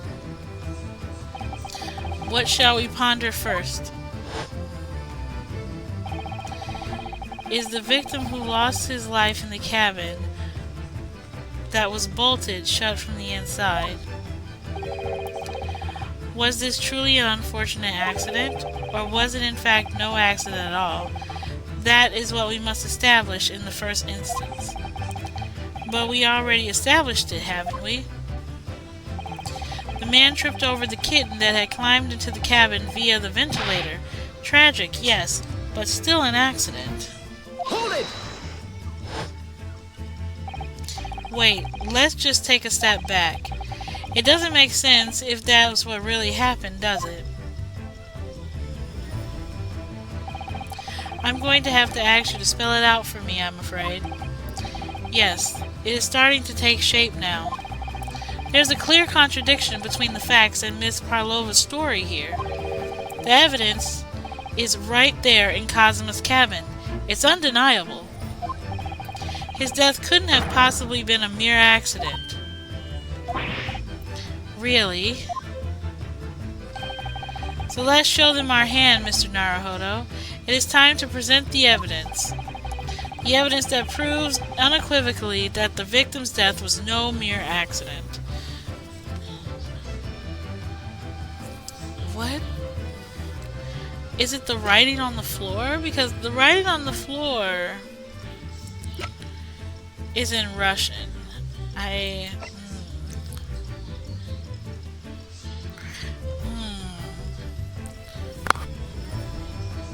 It's either I'm between that and like the skid mark on the floor or the book. I got enough to go through it and see. So let's see. Yes! The truth is clearly recorded in this photographic print.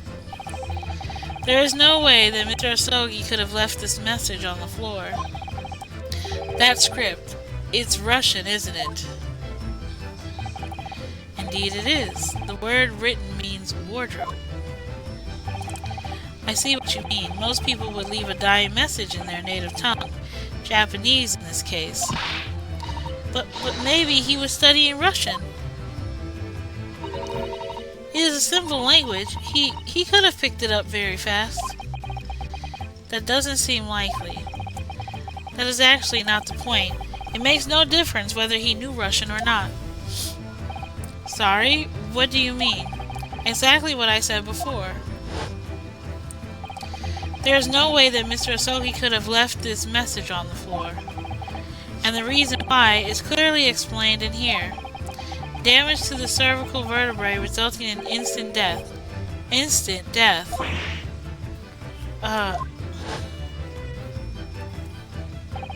Which means after the victim fell to the floor, he couldn't have possibly written anything. Because he was already dead. That's not the only reason either. There's something else we found in Mr. Asoki's cabin. A remnant of something that couldn't possibly have been there if what Mrs. Parvois told us was true. What? So Susato-san has noticed it too then. Putting this mattress on the floor aside, there's something else that gives the truth away. Another piece of evidence that proves that there was no accident. In other words...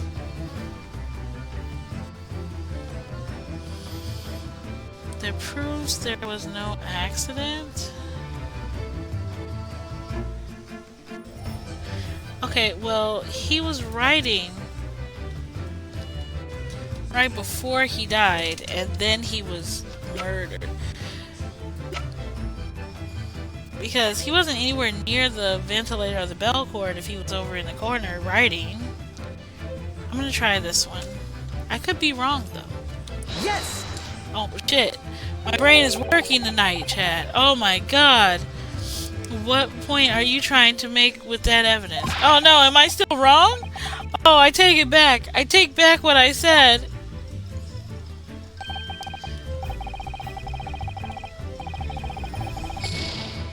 Darn it.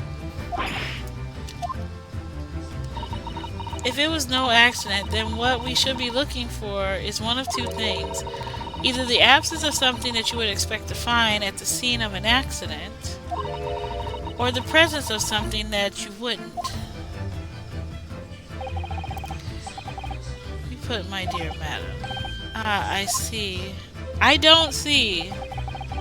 I confess your rather languid I see doesn't fill me with confidence, Mr. Naruhodo. Don't worry, Mr. Naruhodo, I believe in you. Well, more than Mr. Sholmes does, anyway. Thanks. Yes, it is starting to take shape now. There's a clear contradiction between the facts and Mrs. Parlova's story here. The evidence is right there in Kazuma's cabin. It's undeniable. Putting this message on the floor, there was something else that gave the truth away. Another piece of evidence that proves that this was no accident. In other words... So wasn't the book... Well, he does... There's no... The absence of something. There is no... There's no traces of external injury or poison. There's also no weapon. But it was in his cabin. That means it has to be one of the items in his cabin.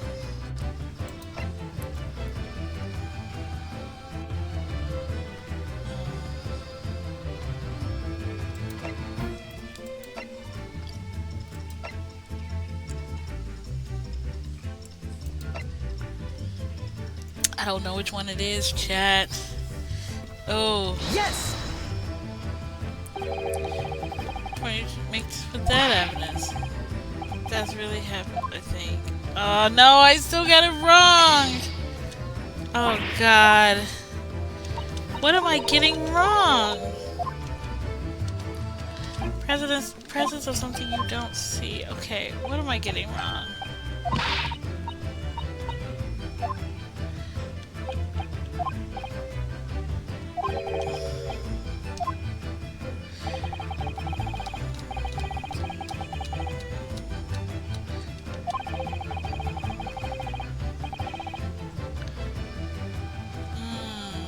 So it's not...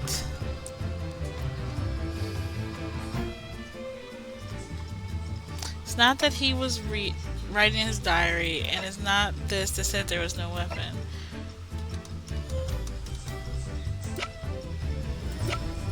I'm looking for stuff that was in his room, so it has to be either this, or this. God, I don't know. I don't want to use up all my stuff, but... Yes! Oh, okay, I got it right. I got it right this time. This piece of broken glass next to the mark on the floor. But that's the glass bell the kitten had around its neck. We already know all about that. It was broken in half when the victim tripped over the cat and fell. So we already have a satisfactory explanation. Where's the flaw in that logic? Unfortunately, there's a very big flaw. A fatal flaw. What? If that's really what happened, then how did the other half of the bell end up back here in this cabin? Yes. Remember that we found the other half of the glass bell in that waste paper basket. Would you care to explain that, Mrs. Parlova? Oh, no. But both these pieces of evidence clearly point to the same conclusion. That when Mr. Asogi died last night in the cabin, there was someone else in the room. And that same person deliberately arranged the scene to disguise the truth, in order to cover up his or her own guilt.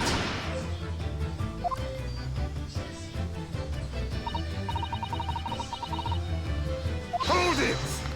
Oh my god! You're wasting time! Someone else was there? Duh, of course. We know this. What are you talking about? Bulkhead was bolted shut from inside. There is no way in or out. Oh yes. And the only person in the cabin when the young student died was you. Yes! It is true, I was in the cabin when it happened. You were shut inside the cabin wardrobe, to be precise about the details. But I don't know Russian. There's no way I could have left that message. Not would have, there's no way you could have left that message, to be precise about the details. Would you mind... Forgive me, my dear fellow. As I was saying, the person in question wrote the word wardrobe in Russian on the floor. In an attempt to incriminate me for the crime, even though I had been asleep in there the entire time. And then the same person picked up the broken glass bell that had fallen to the floor, for fear of it becoming evidence that would show how Mr. Asogi really died. Why would this person have taken all the pieces of the bell away? Leaving half behind was going to raise questions. Yes, well, It was past 1 o'clock in the early hours of the morning. The cabin would have been quite dark. The single small lamp suspended from the ceiling would have barely cast any light upon the floor there. A little wonder then that the culprit failed to notice a fragment of the tiny item. You're all suspicious of me, don't you? Hold it! Seaman Stroganoff? Nina is woman of sea. She is daughter of strong sailor. 2 years ago, they noticed her dancing skills and she went away to join ballet company. But before, she was dancer on this ship, a member of ship's band. You do not accuse ship's angel of being criminal. Ah, so that's it. You say that when young student died, Nina was there in his cabin. But that is not possible. I give my tooth.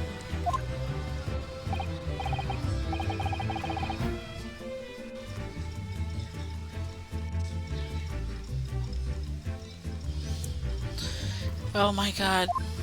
I'm burning up, Chad.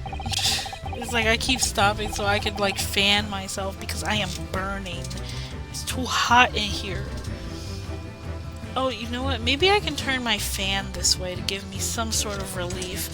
Because I feel like we're almost done with this case and I want to finish it. Hold on.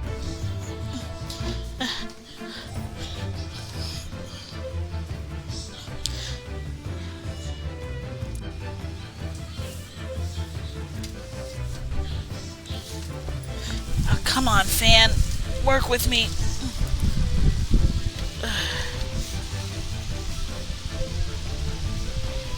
Or just...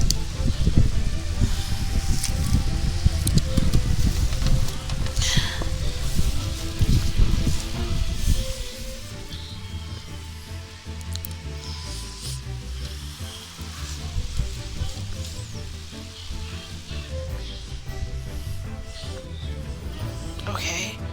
Alright, fan. Hopefully that'll work. Okay. I can't feel it too bad, but it's better than nothing. Whew. Alright.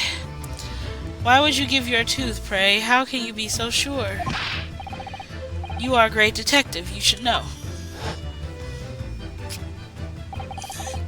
Look truth in eyes. Cabin bulkhead was bolted shut from inside. Nobody could go into cabin. Not Nina, not anyone. Or you want to tell me that killer can walk through locked doors? Yet, it's impossible. He's right. But wait, we read about this in detective stories. People often tie thread around door latches so they can open and close them from the outside. Thread? Are you stupid? These are bulkheads, not barn doors. Certainly not. These are watertight doors, as one would expect to find in any modern steamship. Constructed of heavy steel, with not a gap in sight, no threads, nor needles, or magnets could have been used. No? No, of course not. I thought so, too. But Mr. Naruhodo suggested it earlier, so... Sato-san, how could you shift onto me like that? Dang. So Seaman Stroganoff has a valid point. The cabin door couldn't have been bolted shut from the outside. Not necessarily. What? I put to you that I could bolt this cabin door without laying a finger on it. And in this very cabin, we can see the traces of the method I have in mind have been used before. I don't believe it. Well, Mr. Naruhodo, I believe you know what I mean, don't you? A way to shut the bolt of the cabin door from the outside? One way does spring to mind, yes. Do you really know what Mr. Sholmes means, Mr. Naruhodo? Yes, and so should you. because we've seen it happen. Indeed, we have. So, would you care to do the honors, Mr. Naruhodo? Point out the telling signs of the method that was used to slide the cabin door bolt across from the outside. Yes! I remembered the books. Look at the bookcase there. See how all the books and things have toppled over? That must have happened when the ship made its emergency stop before. Yes, that's right. It is a very powerful vessel after all.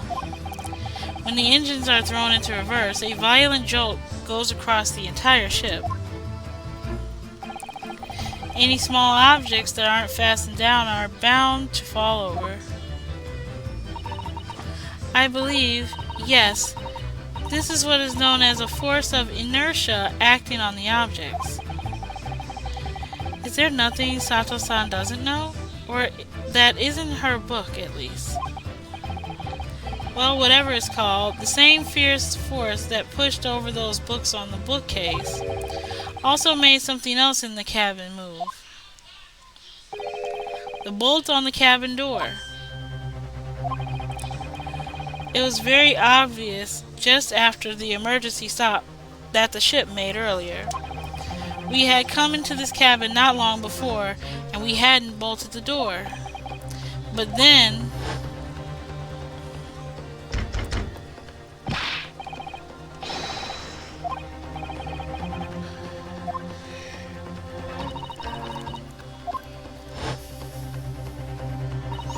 Oh yes.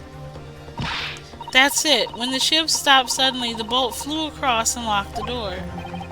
Yes, it is made of metal, and it's small and light enough to be moved by the ship's sudden change in speed. Or the force of inertia, if you want to call it that. Are you trying to say that last night, after Mr. Asogi was killed...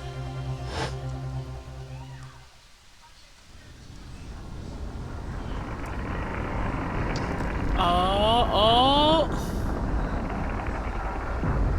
And close.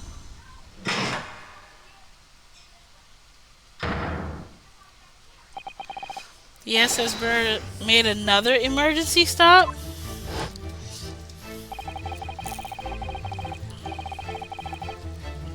When I woke up this morning and looked around the cabin, I thought it looked a little odd.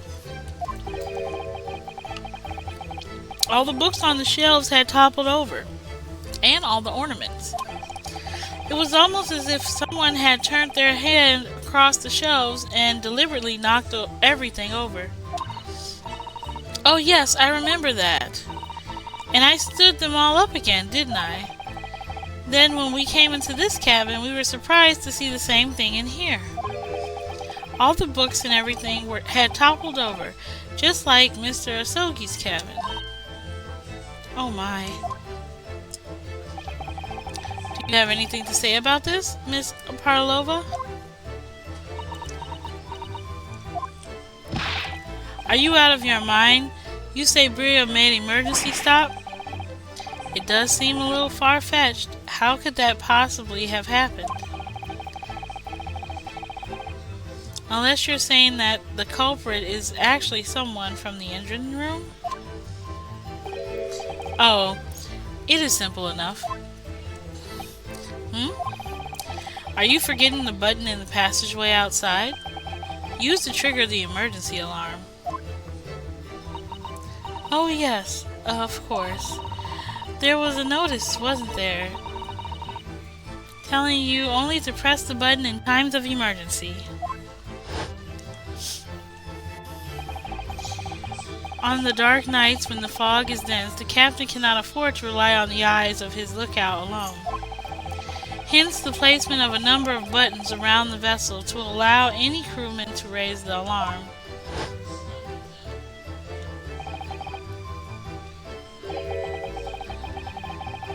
Oh no. Yeah, she almost did that too. Oh, he's looking away. Wait, it was you? When the button is pressed, two things happen in the entrance of safety. The emergency bell rings and the vessel comes to a complete stop. As indeed, it did a little earlier today.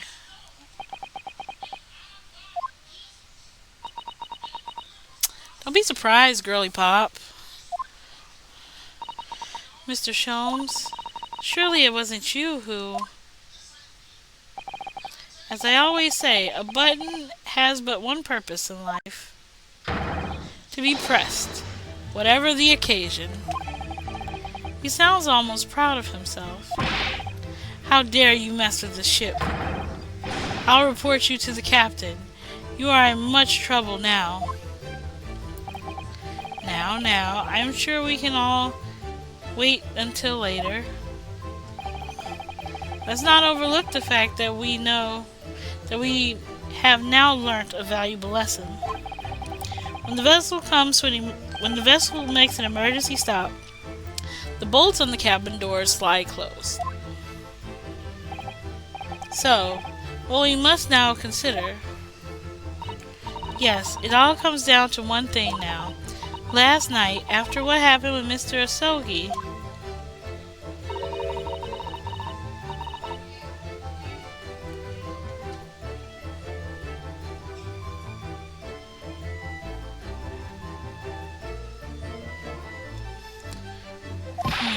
you are idiots. Buria is a large ship and has many passengers. If we make emergency stop it, even in the middle of the night, there will be chaos everywhere. What are your thoughts, Mr. Naruhodo? Well, it's certainly possible that some kind of emergency happened last night. We have evidence to support that idea. Really? What evidence, Mr. Naruhodo-san?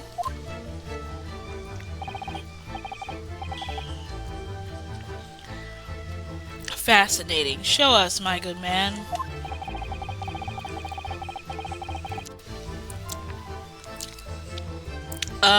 I would say it's her getting on the ship because she got on the ship last night, according to them. And also this, he didn't put any entries in here. Let's go with this one first. Yes! Seaman Stroganoff. Yeah. It's your duty to patrol the first class area of the ship, isn't that right? That is correct. Why? And the ship's log here, this will be where you record the details of your duties. What are you doing with that? That is mine. You rather carelessly left it on top of a little makeshift bureau in the passageway out there. But as responsible passengers, we took it into our care with a mind to return it to you later. I left it there on purpose. That is where I put it, always. The point is, looking at what you usually record, it is clear that under normal circumstances, you write the phrase, "nothing to report," every 30 minutes.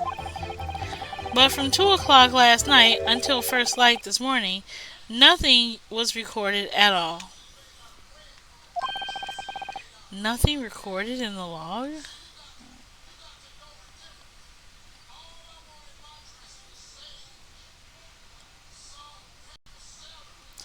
No, nothing recorded in the log. Nah, he didn't do it. He didn't put nothing in there. A blank after 2 a.m. It blank. That is, because nothing happened. But if nothing happened, you would normally write nothing to report, wouldn't you? Indeed so, which tells us that shortly after 2 a.m., something happened here aboard the SS Buria.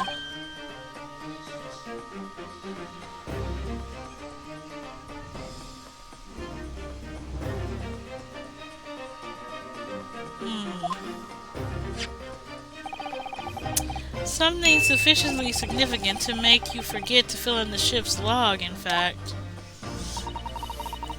Are you suggesting that the ship really did make an emergency stop in the middle of the night? Stop talking rubbish. Don't talk to me that way. If If I'm perfectly honest, I find that a little hard to believe myself. Oh, why?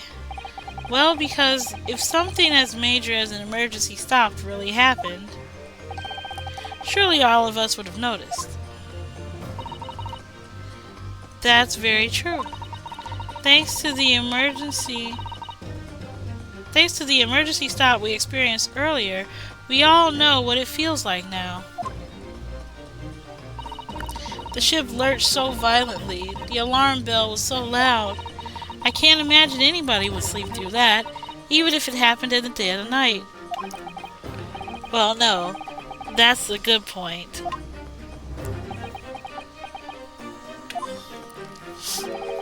What of the throbbing? That's what I want to know about. Why do we all have headaches? I'm sorry, what do you mean? Your head, man. The throbbing of your head since this morning. We all suffered with it.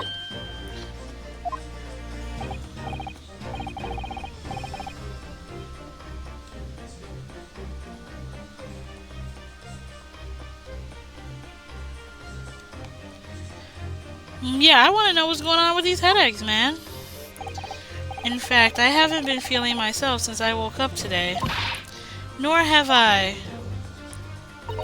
My head has been feeling heavy ever since dawn.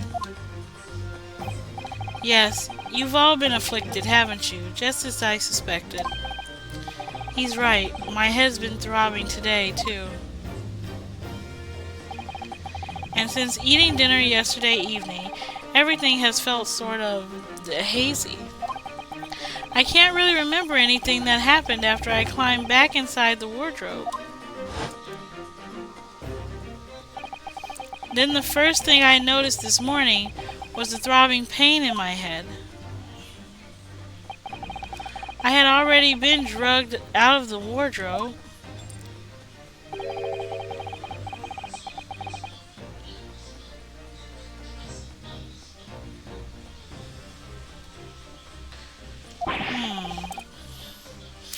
Because they gotta pin it on somebody, Naruhodo. Damn, that's why we're working. Alright. Tell me, Mr. Naruhodo. You boarded this vessel as a stowaway, didn't you? Oh, well, yes. Sorry. The stowaway class of accommodation doesn't usually include meals. What did you survive on? Well, Cosmo looked after me. He was always happy to share his meals. So you enjoyed some of the whole roast chicken dish that was served yesterday evening, I take it? Yes, in fact, I had all of that. Cosmo wasn't fond of chicken. Oh, really? So the victim didn't eat any of the chicken at all? That's right, he didn't touch it. Is that relevant?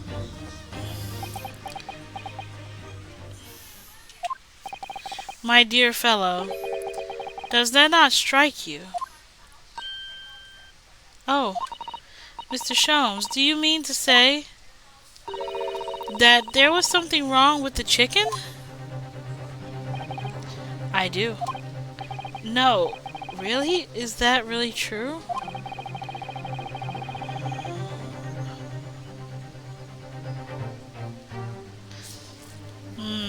The meal that was prepared. So were they trying to drug all of us? Like, what were they doing? Tampered with by the addition of a sulfuric design to induce a very deep slumber in those who consumed it. A sleeping drug.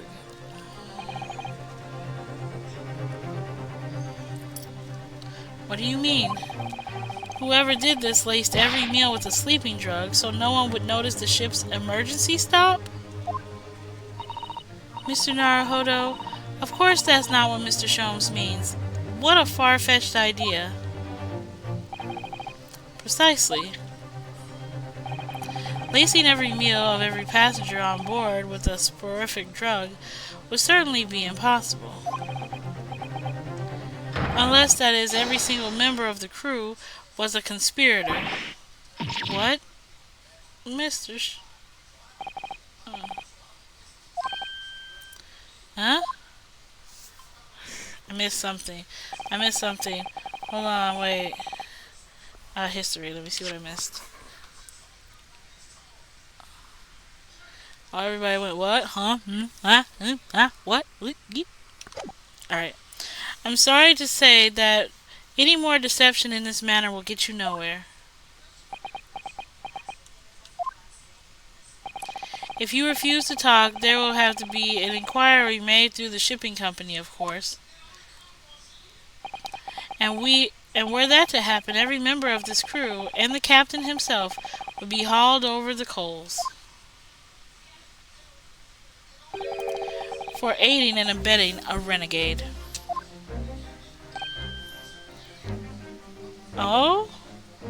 Oh? Look at him looking around. Renegade, you say? Please, no more. I will tell everything. Huh? I cannot make problems like this for everyone anymore.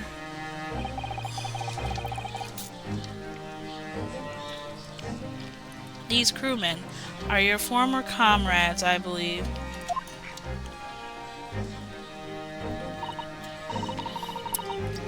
So when I decided to run away, I asked them to help me. We all agreed to help, everyone together.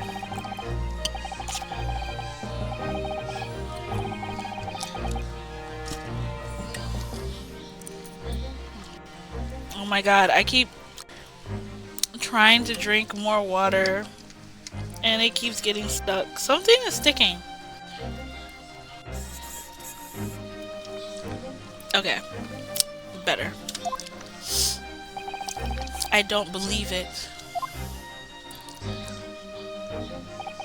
You are right. We put sleeping drug in chicken last night. Yes, I remember now. I did notice chewing on a lump of something strange and bitter at one point. Duh, we could not make all drug. How do you say, dissolve? Ugh, talk about heavy seasoning.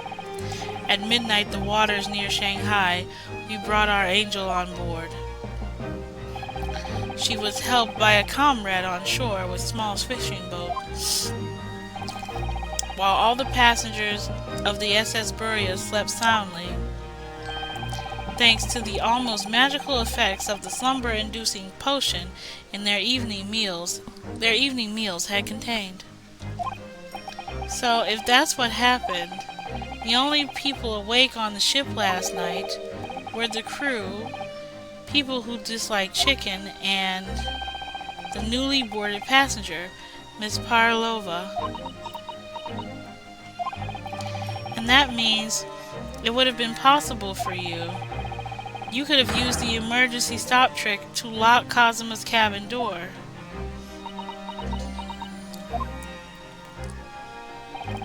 But how does that make sense?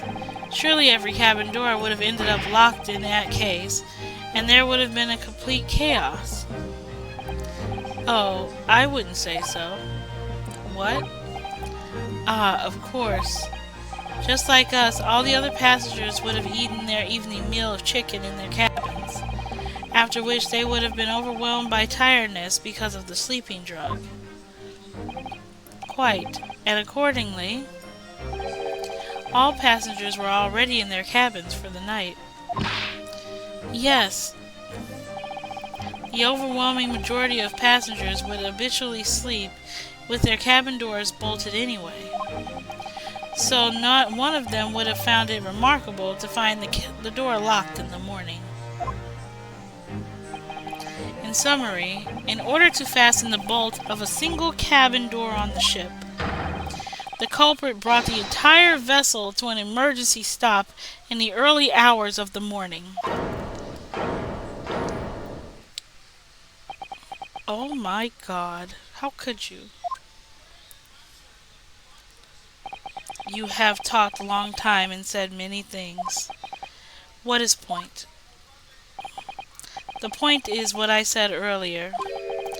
There was somebody else present on the scene when the victim lost his life last night. Someone who left a message in Russian on the floor and who attempted to incriminate another. Someone who tried desperately to hide the broken fragments of glass that would reveal the culprit's identity. And someone who abused the ship's emergency stop procedure in order to lock a door. All told, a busy night. But, but, I don't know about any of this. I'm just a little girl.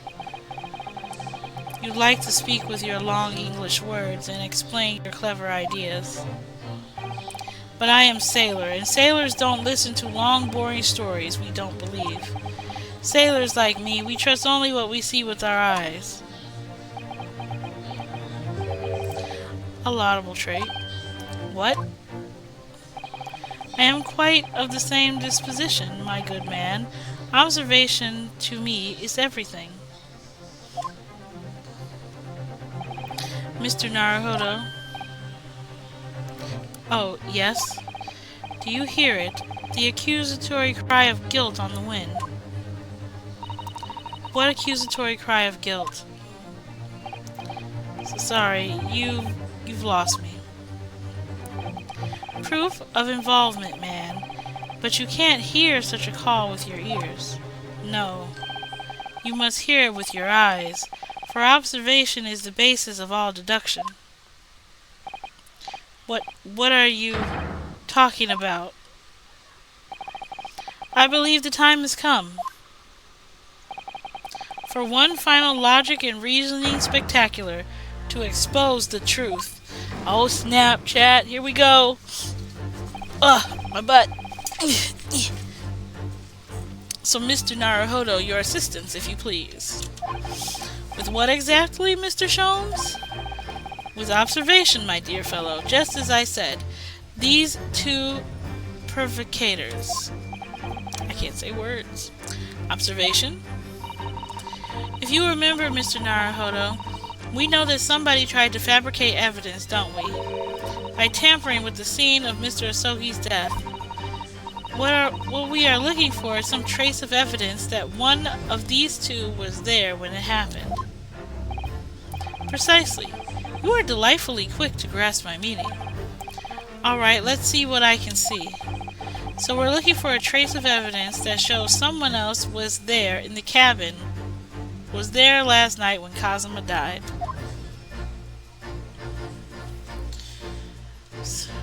What suggests that there was some... Oh, I see it. It's down there. Yes!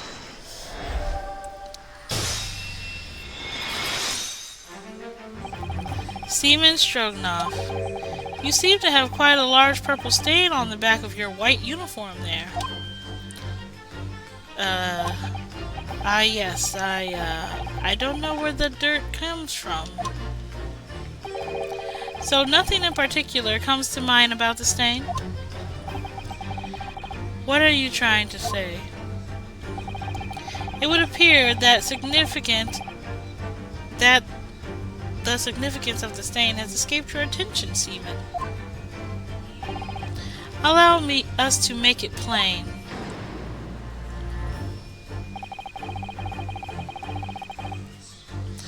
It is a very large purple stain on the back of the Seaman Stroganoff's uniform. And I think what made it is clear. Indeed it is. So, Mr. Naruhodo, present the evidence that proves it. My pleasure. Alright then, what evidence proves that the stain on the back of the Seaman Stroganoff's uniform really is? What it really is? What caused the purple stain? Oh, the ink! The ink caused the purple stain, but do we just have the ink? Like... let's see.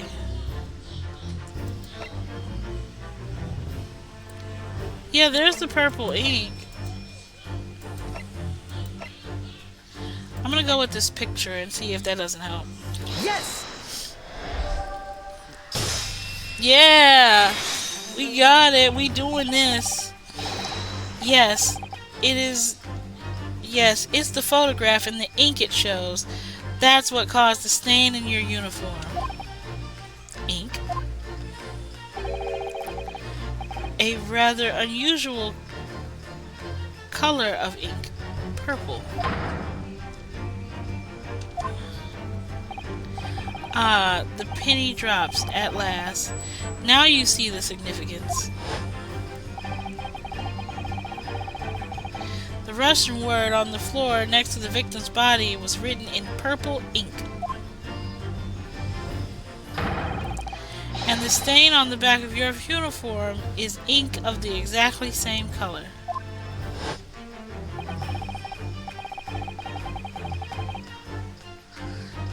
If the ink had been dry, it couldn't have possibly stained your uniform in that way. Which means you must have been present in the cabin, and the moments immediately after the ink was spilled.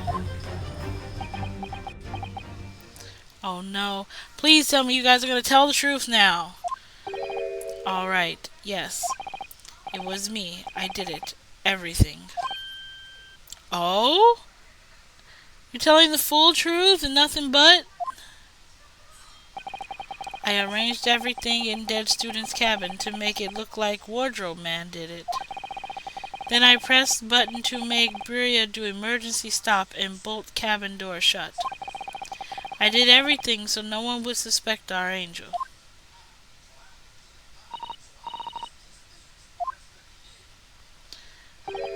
Don't worry, Angel. Let me do the talking.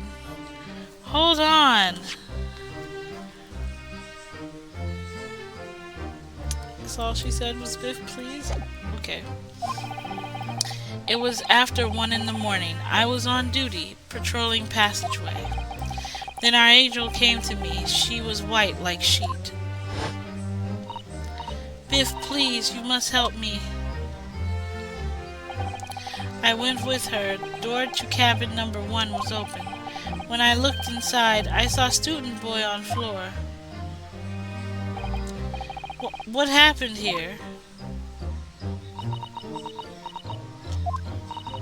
Please, don't tell anyone. My little one, my little furry friend.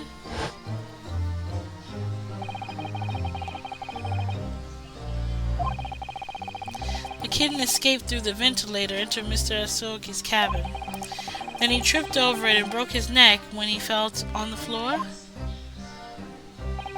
Yes, that is right. So after the incident when the cat ran away, Miss Parlova then visited the cabin next to hers, only to find its occupant lying lifeless on the floor.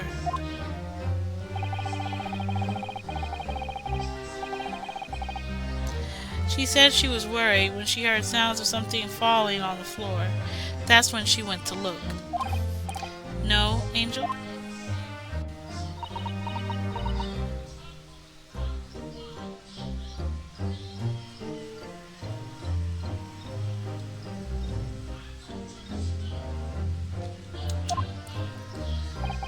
The door was not locked, so she opened to look, and you already know what happened after.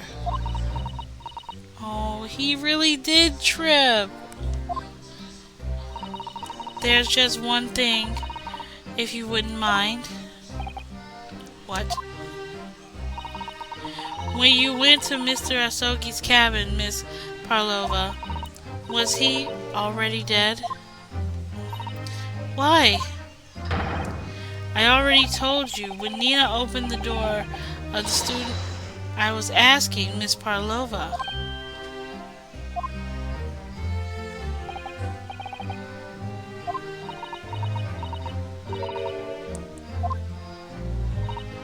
Oh.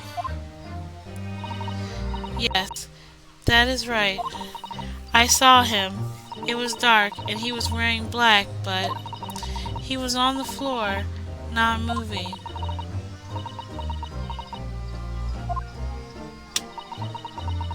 This is insane, man. So our boy just tripped? Like, he just tripped? Is that what you're telling me? Oh, I understand, and I believe you. He just tripped? So this is... So is that finally it now? Have we discovered the real truth about Kazuma's death at last? Ah, something very nearly slipped my mind.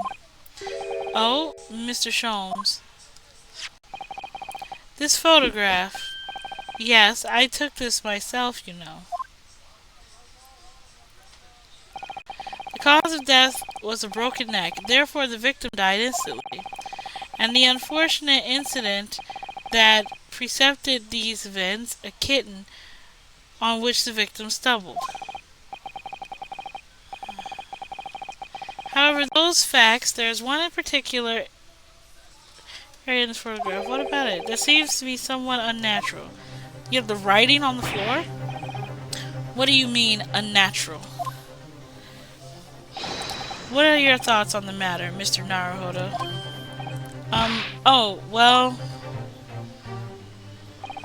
if Kazuma tripped and fell, and by some terrible stroke of bad luck broke his neck, which part of this photographic print seems unnatural?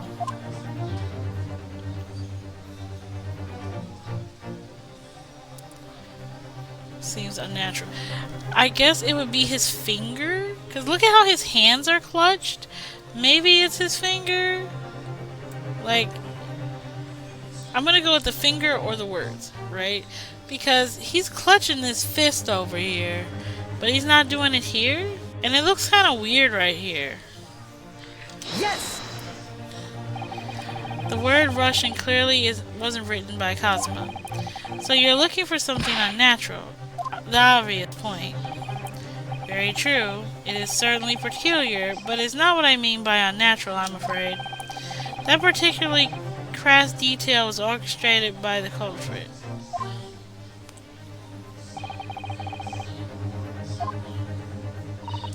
Oh, I see. Imagine, if you will, losing your footing yourself.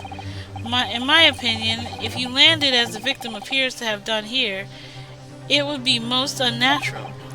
I'm sure you will reach the same conclusion. How thoughtful you are, Mr. Sholmes. Thank you for your gentle guidance. Fell by some terrible stroke of bad luck and broke his neck. Which part of this photographic print seems unnatural? So well, I guess this picked up as the words. I was trying to get his hand, more so. Yes! It must be here, surely.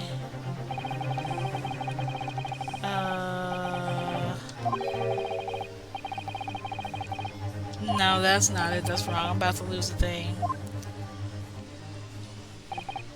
And it can be equally helpful to... Oh, man. I lost another one.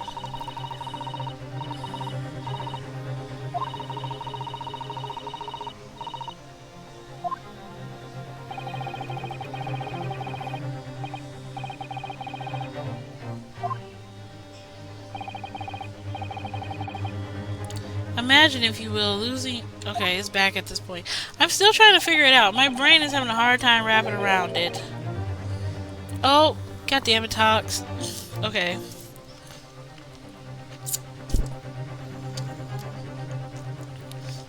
I might have to go add more water to my cup now because of Tox.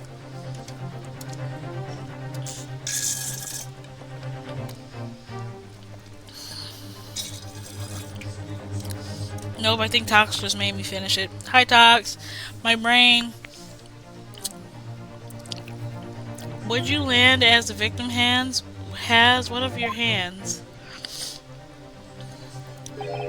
You look like some sort of fellow who stumbles with regularity. This should be an easy task. Why do I? Fell by some terrible bad luck, broke his neck. Which part of this photograph seems to be unnatural? I already clicked on his hand, though. I clicked on this hand. You want me to click on that hand with the balled up fist? This one? Is it this hand? I only have 2 things left. I'm gonna die. I'm gonna die, chat, because I'm not sure. Yes! Alright, if he really failed due to an unfortunate accident, then this fist doesn't seem quite right. Oh my god, Hato. Now I need to go put more water in my cup. Why do you guys suddenly want me to drink water?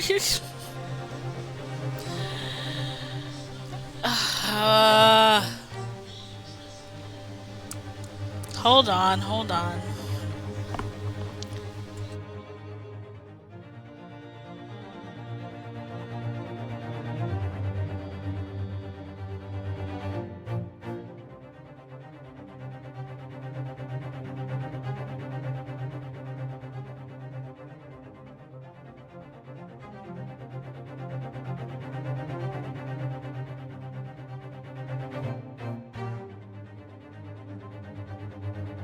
Okay, I've got somebody getting me water. Are you too happy now? The exact same thought occurred to me. In a fall, one's instinct is to open the palms flat. Oh my god, not you too, Bun Bun! Why are you following them? Drink more, woman. Oh my god. I gotta wait till my cup comes back. I gotta do yours and Hato's now. I did Tox. Tox made me finish off my water.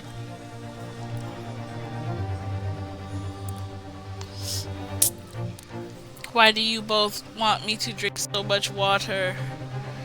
It's not helping. I'm burning up in here. Keep me hydrated. Did you refill it? Okay. This is all the water left in the fridge. Okay.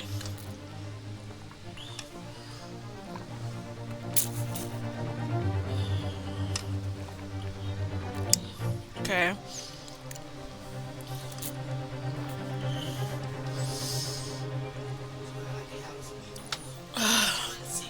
No, you can't. Stop asking for my smoothie stuff.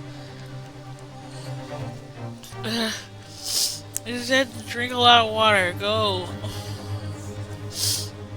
I got both of you. Whew. Hydrated. Yet here we see the victim with his left hand tightly balled into a fist. Almost, you might say, as though he were gripping something. Oh, why she look all scared all of a sudden? What do you mean? Simply that I took the liberty of investigating the victim's fist a short while ago. You did? And what, pray, did you imagine I found there, my dear fellow? Mr. Sholmes? Show us, please. Why, of course, my dear madam. Why would I keep you in suspense? This is what I found.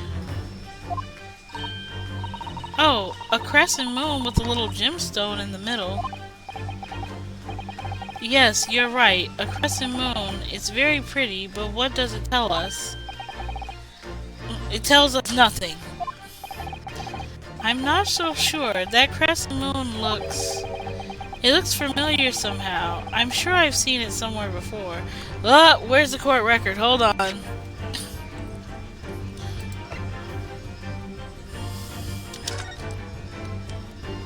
No. Okay. I was wondering if it was her earring or something. Okay, no. Where have we seen it?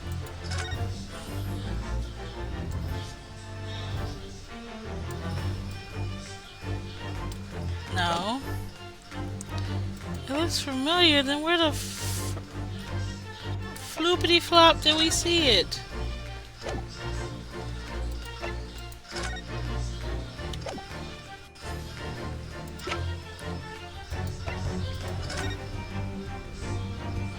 It's not even in this picture. Where is the crescent moon from? Talking about it look familiar. Familiar where? It's not in any of the evidence that we fucking have. What do you mean? Where have you seen it?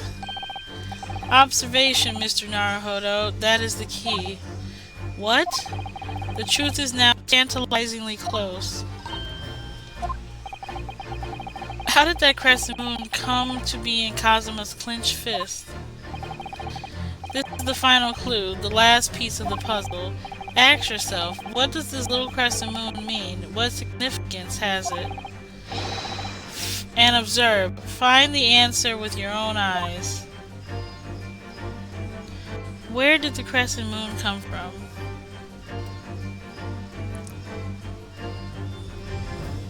So it was her earring. See? I thought I was crazy at first, chat. I'm like, that looks like it could be an earring, a woman's earring, and I was fucking right. Fucking game not giving me the goddamn evidence. Like, I know I see it. There it is, look. Earring. Yes!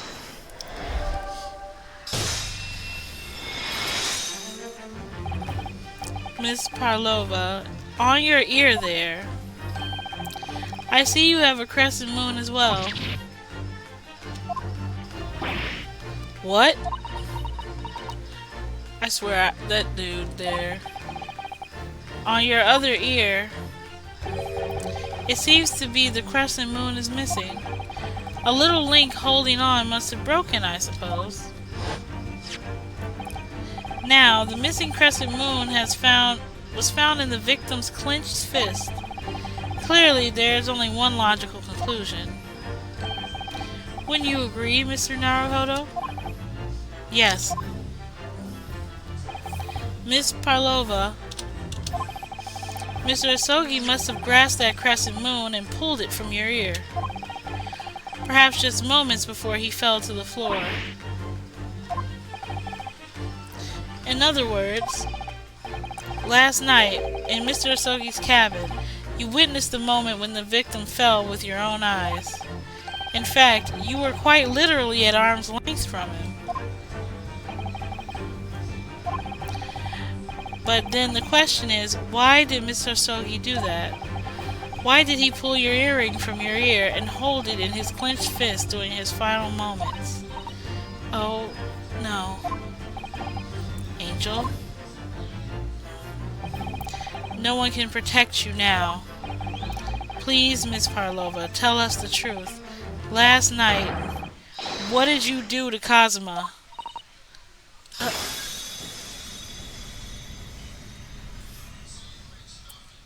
Oh, snap. Truth time. It was, when I think about everything that happened yesterday, it was too much. Running away, the fishing boat in the middle of the night, trying to climb onto this huge ship. And then, when I was at last in this cabin and could relax after this horrible long day. Darka, wait!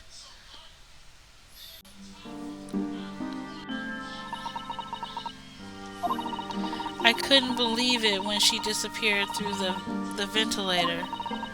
I tried to call her with a little whistle. I tried waving her favorite toy. But nothing worked. Darka would not come back.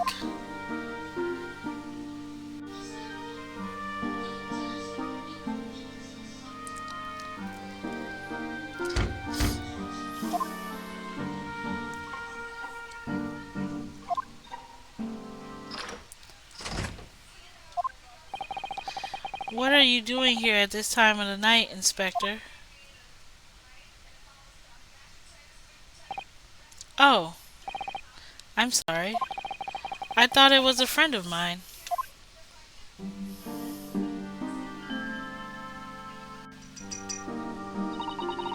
The young man from your country, he was very polite and kind. He helped me find Darka, and he promised not to tell anyone. But then, when I had my friend in my arms again, I was going to leave the man's cabin. Just a moment, sorry, but... Oh, yes? I'm sure I know your face. I've seen you somewhere before. Uh, of course, you're Nikolina Parlova, aren't you? The Russian ballerina. Huh? No, I don't know that name. My heart nearly stopped when he said that. He knew who I was. How could this man from a land in the faraway east know a Russian ballerina? Yes, I saw your performance in Japan. The beauty of the ballet made a deep impression on me. But what are you doing on this ship? I'm sure I read your ballet company was performing in Shanghai at the moment. I can't fool him. I have to tell him the truth and hope he doesn't tell anyone. I have no other choice. I see. So you're a runaway. Please keep my secret. Don't tell anyone. Give me a moment. I could use another opinion here.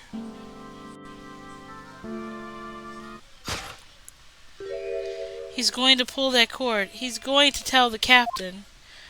Why did I think I could trust him? Then it happened. Everything at once. It was only a second, but it felt like forever. Wait, I shouted, and then Darka jumped out of my arms and down to the young man's feet. And as he turned around to look at me, oh my God, I pushed him. I don't even know why. I don't even know why I did it. I was just so scared. And I had to stop him from telling anyone about me.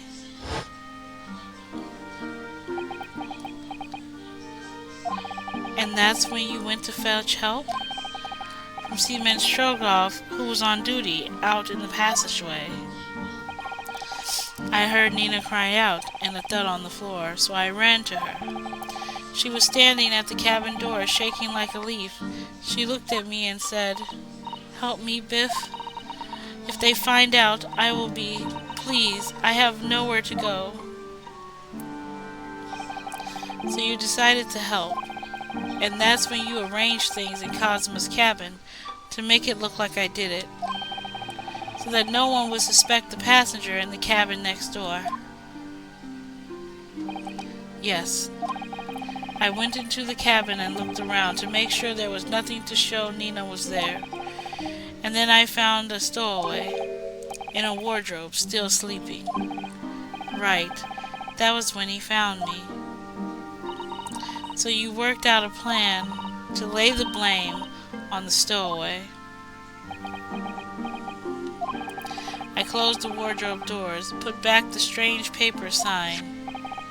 Luckily for me, that was the only reason Susato-san started to believe me when I said I was innocent. I dragged the young man's body to a good place and used ink that was spilling to write on floor. I wrote so that the person who found him would look inside the wardrobe and find stowaway. And tell me, what of this glass bell? It was by my feet, so I picked it up. I see. But it was dark in the cabin. I didn't notice the other half. Then Angel went back to her cabin, and I finished the job. By pressing the emergency alarm button in the passageway? Yes. Accordingly, the SS Buria did indeed come to an emergency halt a little after 2 a.m., thus inducing the bolt on the cabin door to slide shut, creating the locked room mystery.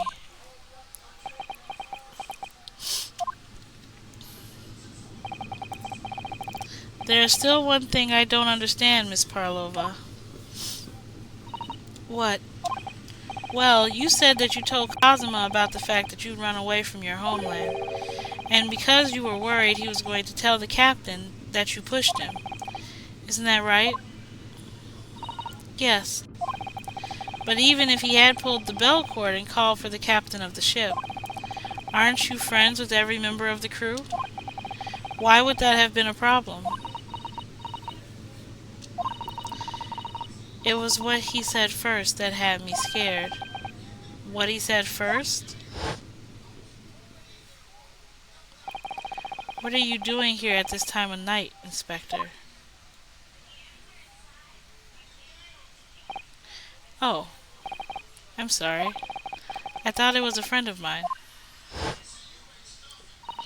He said an inspector was his friend. Ah, yes, meaning me, who was supposed to be acting as his bodyguard. I thought that if the police knew about me, they would arrest me. Oh, you're about to get arrested now. So before he could pull the bell cord, I... May I stop you a moment, please, Mrs. Parlova? It's just, it doesn't seem to make sense. I mean, was Mr. Sogi really going to pull the bell cord? I don't know.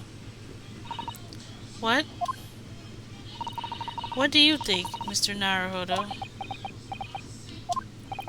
Well, I'm not Kazuma, so I can't know for certain, but he was a man of his word. If he told you he wouldn't give your secret away, then he wouldn't have done. No, he was walking over to it. He was going to pull the bell cord. He was going to make them send me back.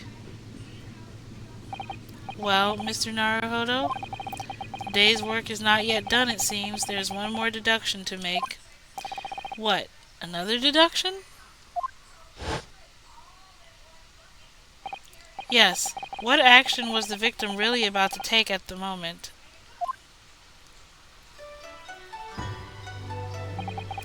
Can we determine whether the young man's gaze where was directed? Oh yeah, he was gonna open the wardrobe. I could tell that right away. First, consider the victim's location within his cabin. That's easy. I remember every detail of that room. I mean, yes, I spent quite a lot of time in the wardrobe, but still. That cabin has been my home for this entire voyage. So this is how the cabin looked last night when Miss Parlova visited Kazuma-sama? Yes, exactly how it was. Are you ready then, Mr. Naruhodo? Yes. If there is one thing I've learnt today, is that a simple gaze can reveal all manner of truths. And not only that, in order to draw the right conclusion, you can't afford to be out by even a little bit when you're following the gaze to where it lands. So, when he turned away from Mrs. Parlova, what exactly was Kazuma looking at?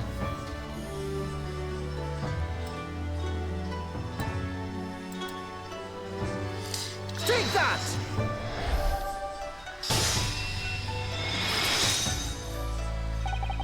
Considering everything that happened last night, certainly it may have looked as though Kazuma was going to ring the bell cord. Yes, however, what is directly beside the bell cord? The wardrobe.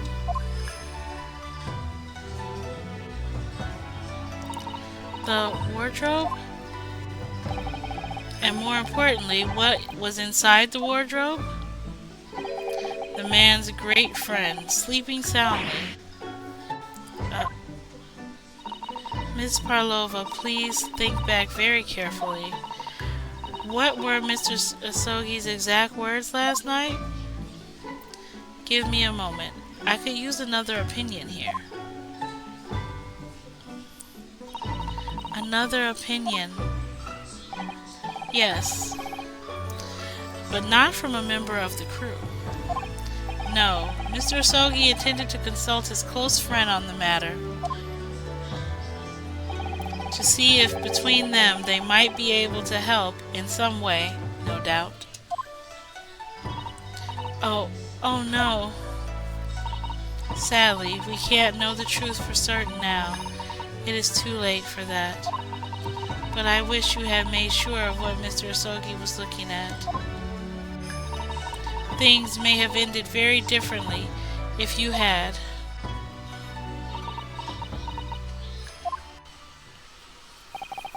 Miss Parlova,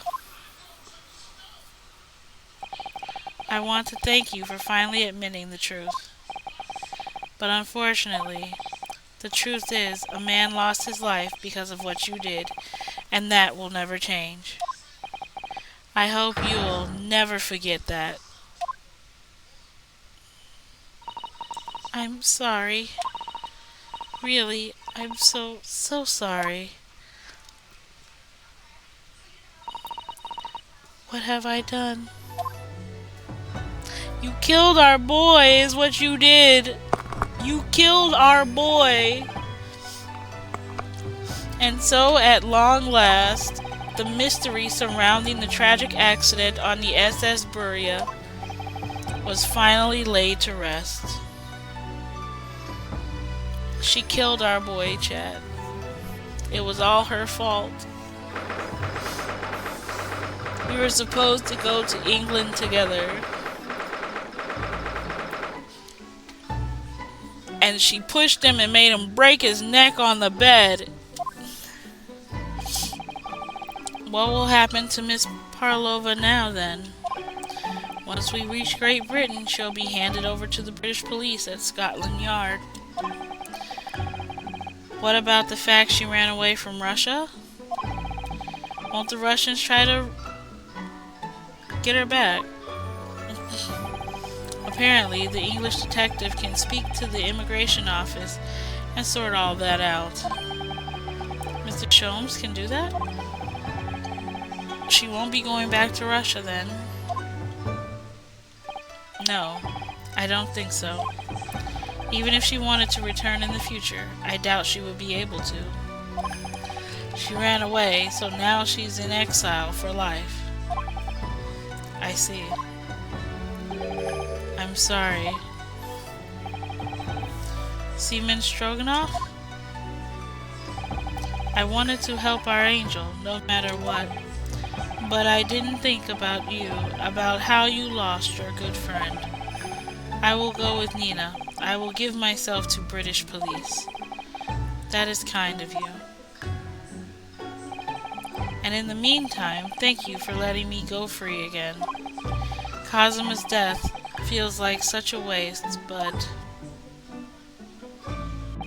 Well, do what you can for Miss Parlova, won't you?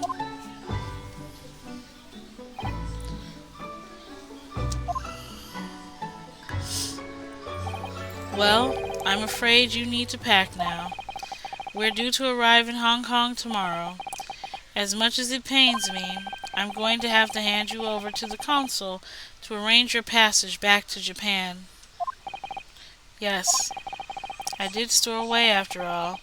I couldn't really expect any different.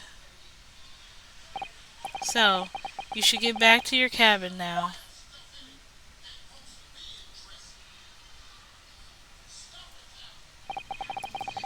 It looks like my study tour to Great Britain is over before it even began. To think it was only days ago Cosma and I were laughing together about how we tear up the streets of London. It seems like a distant memory now. Oh, what's that? Is it someone weeping?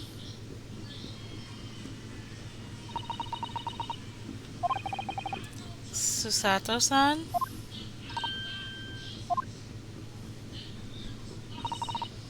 Naruhodo-san, I didn't know you had returned. Oh, well, I haven't been back long. Inspector Hosonaga told me I should pack, ready to leave the ship tomorrow and all that.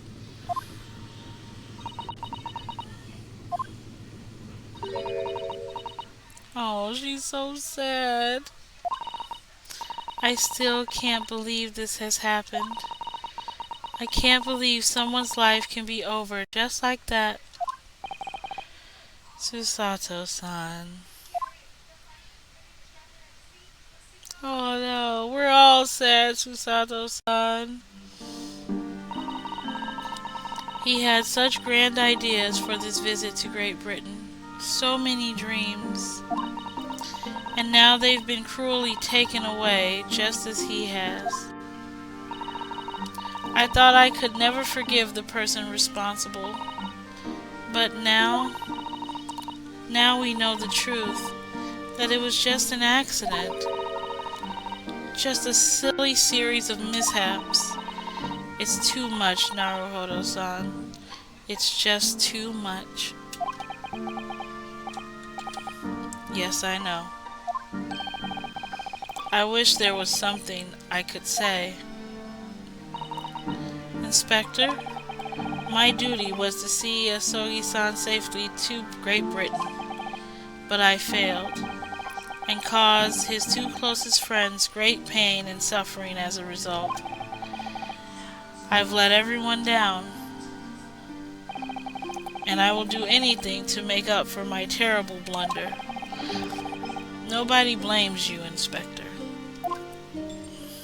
Huh? I was about to say, why do I have handcuffs on again? Wait, what? Oh my god. Bro, nobody's in here laughing right now. Surprise, Mr. Naruhodo?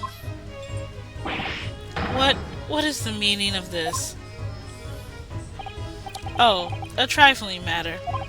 Simply that in my head, I think I should always picture you wearing those shackles. Without them, the balance seems all wrong. It's distracting. Sorry? So I decided to restore them for old time's sake. Shall we say you are a stowaway after all? Sir, I'm not in the mood for your shit. Go away. He thinks this is funny.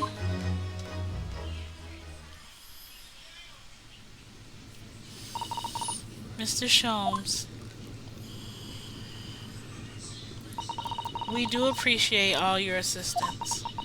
I'd like to thank you from the bottom of my heart. Not at all, not at all.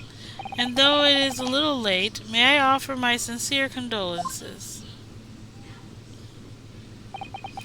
The loss of your companion is truly heartrending. I hope you will be able to fulfill some of his aspirations in his honor. I'm afraid that won't be possible. We shall be disembarking at the next port in Hong Kong. We have to return to Japan and make a full report about everything that's happened. What? Wait a minute. It's just me that has to go back, isn't it? I mean, I was the stowaway.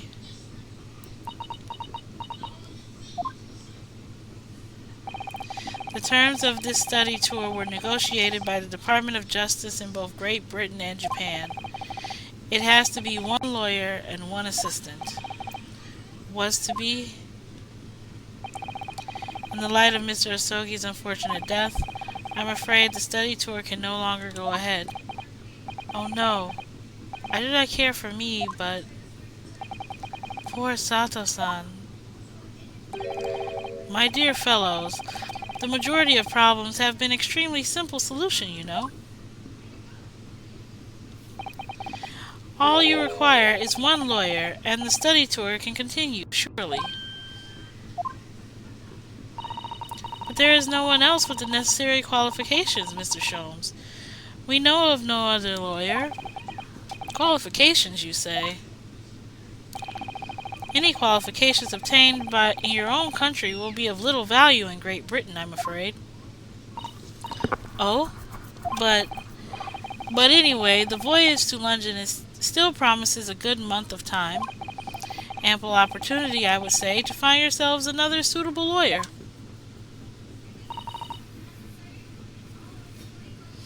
Yes. Miss Susato? Yes? Do you think perhaps I might be able to do it? You are not a lawyer, Mr. Naruhodo. Oh, unless... Are you studying law? No, I am not, but... I am sorry. In that case, I do not think there's even a chance it could work. But as I said, there is still more than a month before we reach England shores. Isn't that right, Mr. Naruhodo? Yes, I have a month in which to study, to learn what I must to become a lawyer in Great Britain. Mr. Naruhodo? That's ridiculous. Are you seriously suggesting anybody could learn all of that in just 40 days? There's only one way to find out. I would work my fingers to the bone, Inspector, every single day. Will you let me try? And if by the time we reach Great Britain I haven't learnt enough to be recognized as a lawyer, I'll take whatever punishment is deemed appropriate.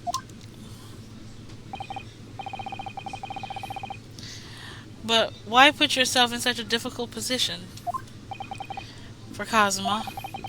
He said that there was something he had to do in Great Britain, and that he would sacrifice anything to make it happen. He was passionate about it, and I can't let all that passion just come to nothing. Jesus. Anyway, as for my own benefit too, I will become a lawyer. I have to. What do you say, Miss Susato?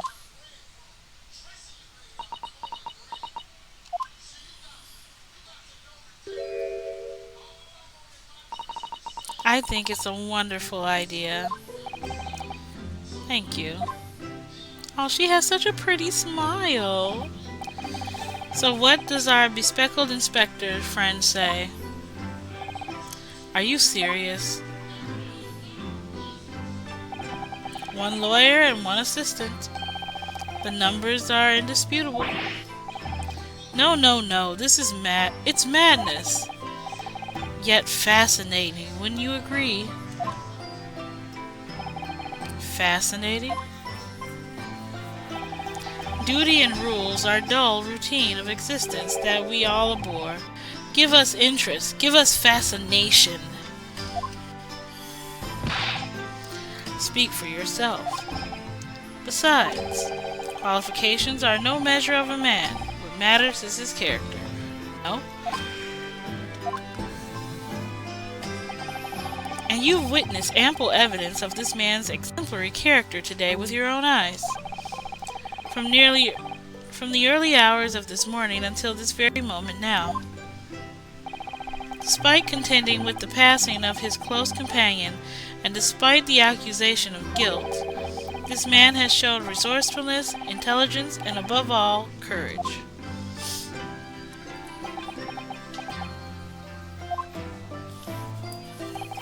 Very well. I'll think of a clever way to word my report to the Department of Justice. Inspector! After all, I did just make a promise, didn't I? I said that I'd do anything to make up for my shortcomings here. Oh, thank you, Inspector. If you'll excuse me, I must pay a visit to the captain's quarters, I think. I need to discuss what to do next and how to best make my report.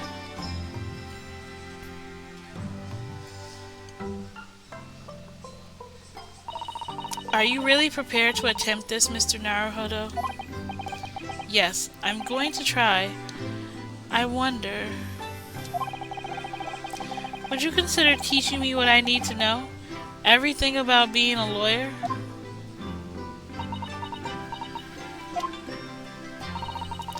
I would be delighted to help you. I am a judicial assistant, after all. Thank you. And Mr. Naruhodo, I'd like you to take charge of this. What? Me? Are you sure? I'm sure it's what Cosmo would have wanted. Its name, Kuruma, its great sword, has been in the Sogi clan for generations. Very well, I accept. I'll treasure it always. We got a sword! We got our best friend's sword! So then, Miss Susato, it seems we'll be working together for some time to come yet. It will be an honor, Mr. Naruhodo. And for the next 40 days, I shan't grant you a single minute of freedom. We shall fill every spare moment with study. Yes, that's exactly what I need.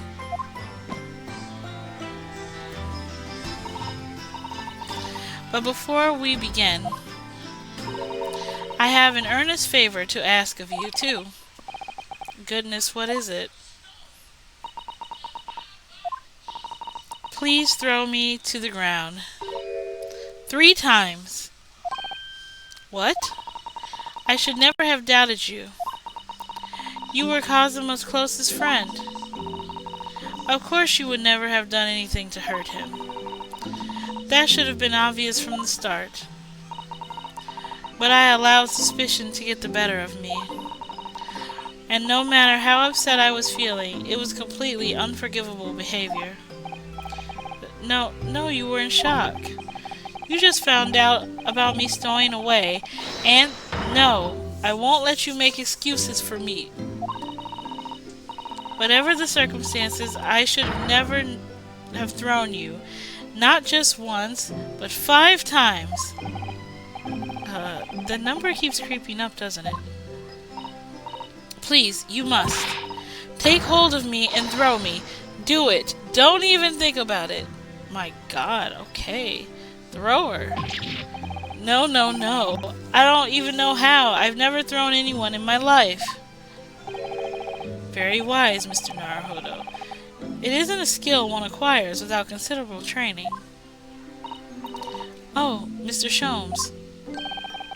I observed your throwing technique several times with great interest. I confess I was most impressed. When did he see that? I presume that would be a form of Japanese wrestling? Oh, well, in a way. It's not wrestling, but my own interpretation of an ancient jujitsu technique.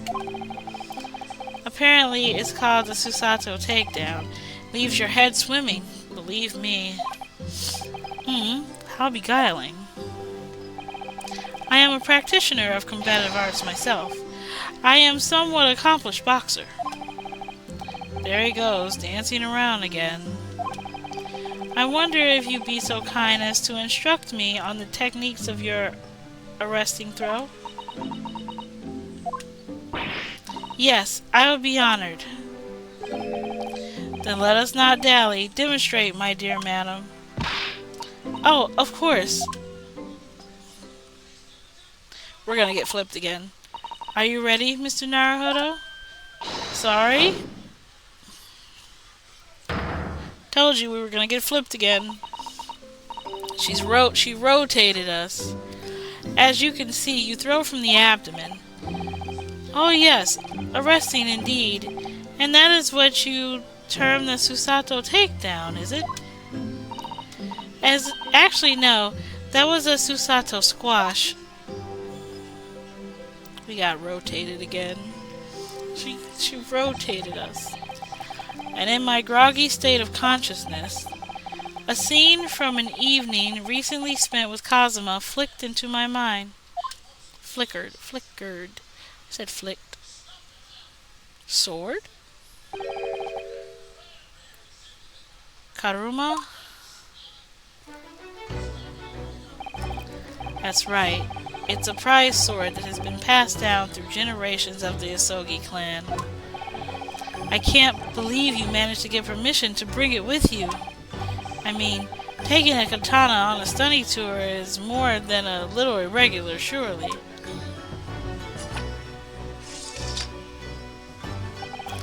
A Japanese man's sword is his soul, Ryunosuke.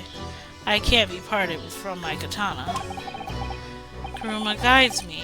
I truly believe that. So its name compels its wielder to slice evil in two. Not that you would need much compelling. On that subject, there is something very important I have to do in Great Britain, and I'll sacrifice anything to make it happen. I'd appreciate you seeing it through with me. Of course I will. Whatever it is, I'll see it through with you to the end with you. I knew you wouldn't let me down. That important thing he had to do. I still don't know what it was.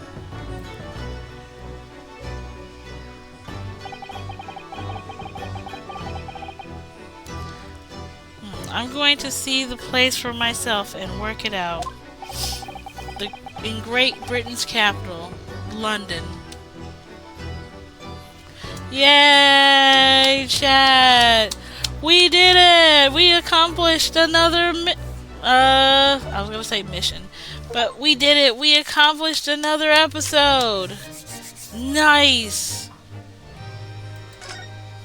Man, we're just blazing through this game, aren't we?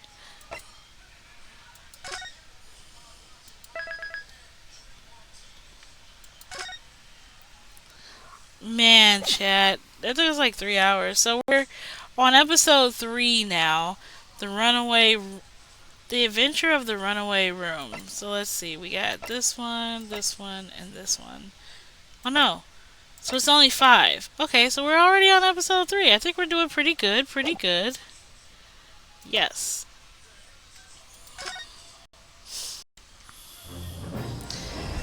Whoa. Alrighty, chat. Let me switch us over. Whee!